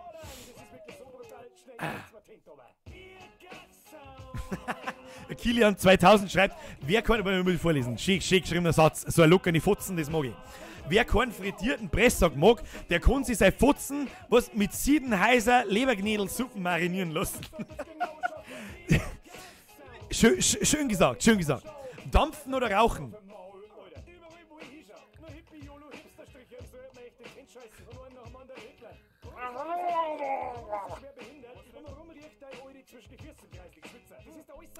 Mr. Kansas Sick, vergeht's gut für den Euro. Merci, merci, merci. Wie oft bist du in der nächsten Zeit in London beim Zettel? Kann ich da noch nicht sagen. Tiroler sind die Besten. Wir alle miteinander sind wir die Besten. Oberne oder Unterne Stadt? Oberne. Ganz ehrlich, scheiß auf Deutschland, like Bayern, Österreich plus das ganze Tiroler Land. Ja, dann darf aber die Welt untergehen. Und dann das Land vor die Hunde gehen. Weil keiner was auf 3 kriegt. Keiner kann Autos bauen, keiner kann mehr Fußball spielen, keiner macht mehr Volksfeste. Was taten sie? Was taten sie? Sie eine Currywurst gegenseitig an den Shell schmeißen. Ja, gratuliere. Das kannst du am Morgen bis Kreol läuft. Können wir nicht bringen. Ein bisschen Verantwortung müssen wir auch tragen, ne? How to Schnitzel mit Erdäpfelsalat. Ah, das ist geil. Das ist richtig geil. Ich sag's euch, was es ist. Tom, mit den zweistelligen Haust da eine, kaufst da Maß. Leider Gottes ist unser Vorleser. Tom, ohne Scheiß, vergeht's gut, für den 10er werde ich mir eine leisten, sag ich dir, was ist. Und nachher, ich habe jetzt Bock auf ein Schnitzel. Ich sag's euch, was ist, ich werde mir heute sauberne Schnitzel ausbringen. Sauberne Schnitzel mit, leider Gottes habe ich keine Frites mehr, deswegen kann ich keine Pommes mehr frittieren. Einen sauberen Kartoffelsalat, den kann ich mir den selber machen noch schnell heute. Weiß ich nicht, vielleicht rufe ich die Mama. Schnitzel mit Bratkartoffeln. Ich sage, ich grütze fix Herz jetzt auf, weil ich echt Hunger habe. Finde ich jetzt gerade wirklich nicht lustig, weil ich wirklich Hunger habe. Wobei das Volksfest halt bei uns anfängt und eigentlich kannte ich mir einen fetten Zander, ein Volksfestbrezen holen, aber so viel Geld habe ich jetzt gar nicht. Aber ich habe jetzt Bock auf ein selber paniertes Schnitzel. Und auf einen, ich muss jetzt mal anfangen, ob es mir schnell einen Erdäpfelsalat macht. Das war jetzt geil. Schnitzel mit Reis. Andreas! Man frisst doch kein Schnitzel mit Reis. Für Teufel. Nein, das kann ich wieder zu. Ja, schauen wir mal. Schnitzel mit Ketchup. Ja, aber da muss ich jetzt allerdings auch ganz ehrlich sagen, mit was frisst man ein Schnitzel sonst? Ich habe da ein Ketchup und ein Mayo. Da können wir jetzt Österreicher aufklären, ja? Bevor ich Vollgas ins Klo eingelange. Sein Schnitzel isst man schon mit Ketchup. Zumindest habe ich das Albe mit dabei drauf, wegen die Pommes. Und ansonsten vielleicht nur Preiselbeermarmelade. Aber da muss ich ganz sagen, die Preiselbeeren, ja, wo ist denn die Preiselbeeren noch wieder zu? Zum Bohan Camembert haben Preiselbeeren gut. Aber beim Schnitzel, ich sag schon, das ist so ein Generalverbrechen, das Schnitzel mit Ketchup zum Fressen. Aber ich hab immer wegen die Pommes, habe ich immer Ketchup und Mayo auf dem Teller. Immer. Ob das jetzt jemandem gefällt oder nicht, ist mir scheißegal. Ich friss meine Pommes mit Ketchup und Mayo. Zum zusammendrödeln und dann eine ins Maul. Aber Preiselbeeren kehren dazu. Ketchup ist an sich ein Generalverbrechen. Ja, das ist mir schon klar. Wem erzählst du das? Hallo? Aber, Zitrone auf dem Schnitzel nicht vergessen. Richtig. Also, und nicht diese Chemie-Scheiße, sondern eine echte Zitrone. Falls jemand im 2018 nicht weiß, wie eine echte Zitrone ausschaut, werde ich euch das dann auch zeigen. Und ja. Mit Ketchup, bist du arg? Der Pommes, hallo, also Pommes darf man den erst mit Ketchup fressen, ja? Wo haben wir den? Zum Sauerbraten isst man auch Preiselbeeren. Ja, das ist aber auch ein Sauerbraten, da passt es irgendwie besser. Ich muss ganz ehrlich sagen, Preiselbeeren finde ich nicht so hundertprozentig geil zum Schnitzel, aber es passt auf alle Fälle. Koch die Ohr mit Mayo oder Maggi, mit Maggi natürlich. Und koch die Ohr mit Mayo und Kaviar, beziehungsweise wie ich gerne sage, Fischohr. Drauf sind dann russische Ohren. Han auch geil. Aber bitte ohne der scheiß Soße wie der Pifke. Was für Sauce? Ein Schnitzel isst man nicht mit Sauce. Also jetzt habe ich wirklich... ich bin ja kein Österreicher, ja? Das heißt, ich darf mir den einen oder anderen Fauxpas darf ich mir erlauben, wenn es um Schnitzel geht, okay? Aber ein Schnitzel mit Sauce, das will ich nicht. Ein paniertes Wiener Schnitzel.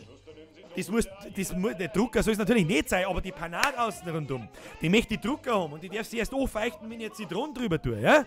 Und dann einfressen ins Maul. Schau mal im den besten Schnitzelrezept. Oh, der Stefan hat mir ein Wiener Schnitzelrezept geschickt. Das schaue ich mir nachher an. Weil ich sag's euch, wie es ist, wenn wir mir einen Stream ausschalten. Jetzt dann.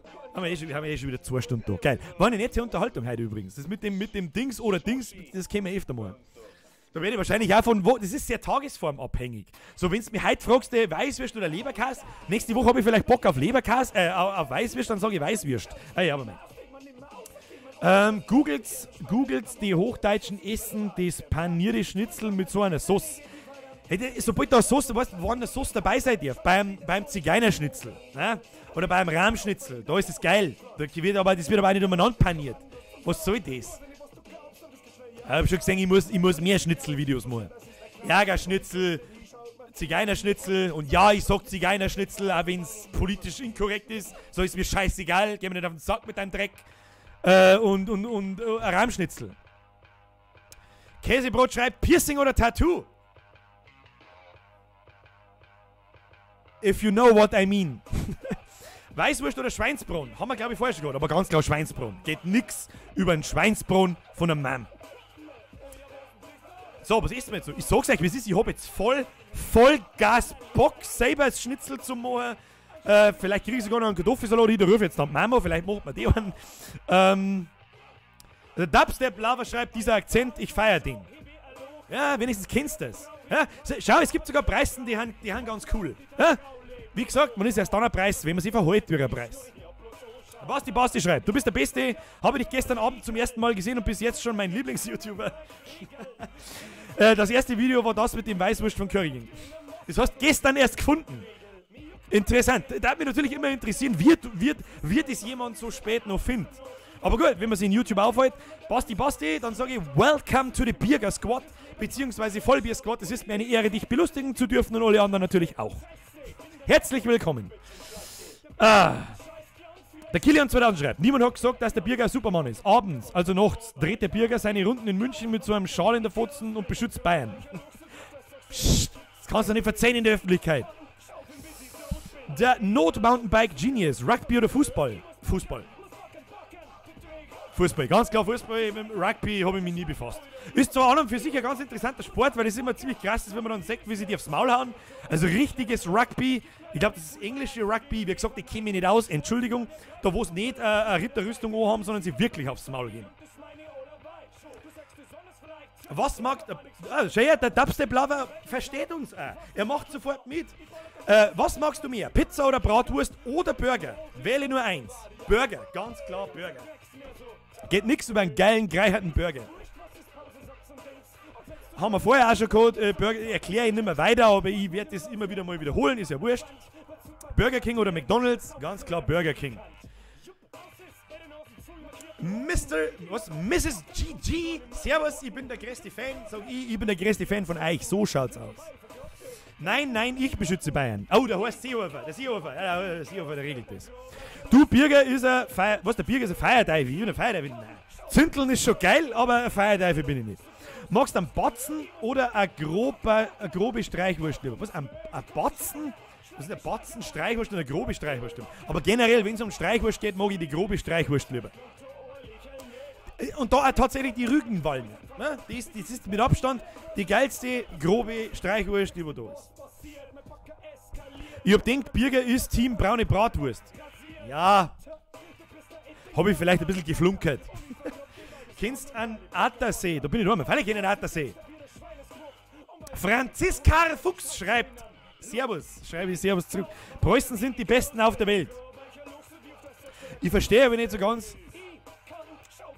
Nein. Nein, einfach nein. So, ein gescheites Bradl von der Mutter ist richtig geil. Hey, wenn die Mama Schweiners macht, Alter. Da ist ja Achterbahn. Naja. Priceless fragt, Tee mit Honig oder Zucker? Da ein Kumpel hat mich da drauf gebracht, dass ein Tee wirklich Wunder wirkt bei Stimme und so weiter. Was war die Frage? Was war die Frage, glaube ich? Ich schwitze da irgendwie eine Drecksau. Ich mache jetzt da hinten nochmal schnell Balkon die auf, weil sonst verrecke ich da herin, okay?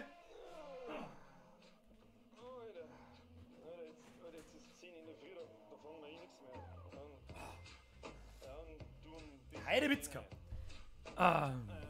Wo waren wir jetzt? Jetzt habe ich wirklich vergessen, um was das gegangen ist. Habe ich wirklich vergessen, um was das jetzt gerade gegangen ist. Es tut mir jetzt wirklich leid, aber jetzt müssen wir nochmal von vorne anfangen. So, jetzt machen wir das Licht aus. So, muss wieder an. Birger August oder Bräumos? August, ganz klar, August. Los einmal einen Mitzbatzen, nein. Ist der Mitzbatzen da? Nein. Der Mitzbatzen ist nicht da. Mitzbatzen strabanzt umeinander. Onkels oder Freiwild? Boah. Onkels. Mit Freiwild befassen mich ehrlich gesagt nicht. Ah ja, stimmt, Tee, Honig, Zucker. Kumpel habe ich drauf gebracht, dass ein Tee wirklich Wunder bewirkt bei meiner Stimme. Und wenn ich halt umeinander schreibe, jetzt 2 Stunden, wie immer heiserer, das Video von gestern, da habe ich auch ziemlich viel umeinander geschrieben und das habe ich auch gestern erst gemacht. Und deswegen trinke ich da gerne einen Tee. Und da tue ich immer lieber einen Honig rein wie einen Zucker. Erstens, weil er gesünder ist. Zweitens, weil er besser schmeckt. Er verleiht einfach dem Tee nochmal einen zusätzlichen Geschmack. Und weil der Kehle der Honig natürlich auch gut tut. Ist eh klar. Und Honig ist eigentlich generell ein ziemlich geiler Scheiß. Muss ich sagen.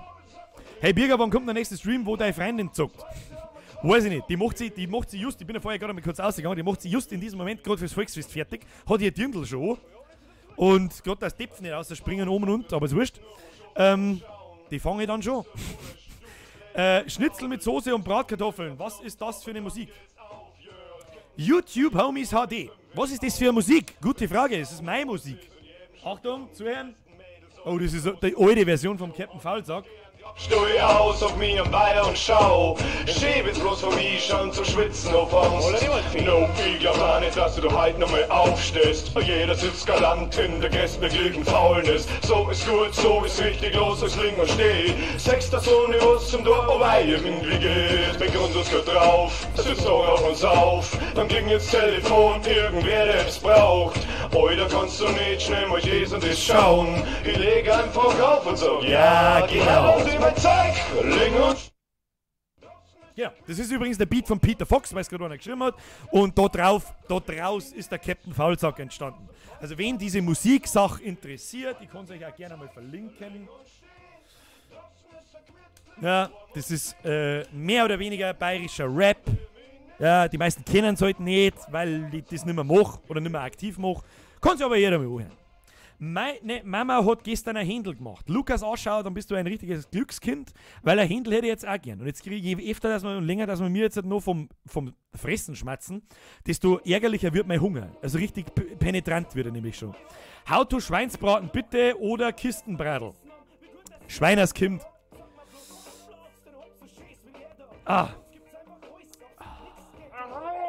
Patrick! Danke, dass das bestätigt hast. Mir seng uns Nannheit aufnocht. Der aber die neue Version ist wie geiler Hashtag hart erkannt. Erstmal vergeht's gut und ja, die neue Version ist viel geiler, weil es auch auf einem nicht auf einem nicht kopierten Beat basiert, das ist schon mal das erste. Und ein besseres Mikrofon habe ich dann gehabt. Die erste Version, die ihr da gerade gehört habt, mit dem Peter Fox, die habe ich mit dem Headset aufgenommen. Ja. Naja. Salz, Kartoffeln, da geht's mir jetzt oft ums Essen. Meine sehr verehrten Damen und Herren, ein bisschen Zwider ist mir jetzt tatsächlich auf zum Herrn, aber bei uns ist Volksfest.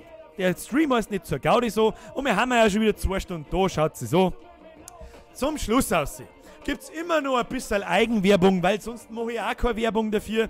Meine sehr verehrten Damen und Herren, ich habe mittlerweile, weil mir auch immer noch Leute danach fragen, einen Merch-Store. Ja, da kann man sich T-Shirts von mir kaufen. Kosten im Schnitt 25 €. Da geht ein großer Teil geht an mich, nicht so wie bei den Spenden, da wo sich die Hälfte YouTube einsackelt und was weiß ich. Und ihr habt sogar noch was davon. Unter anderem gibt's da Vollbier-Squad-T-Shirts wie das, was ich auch hab.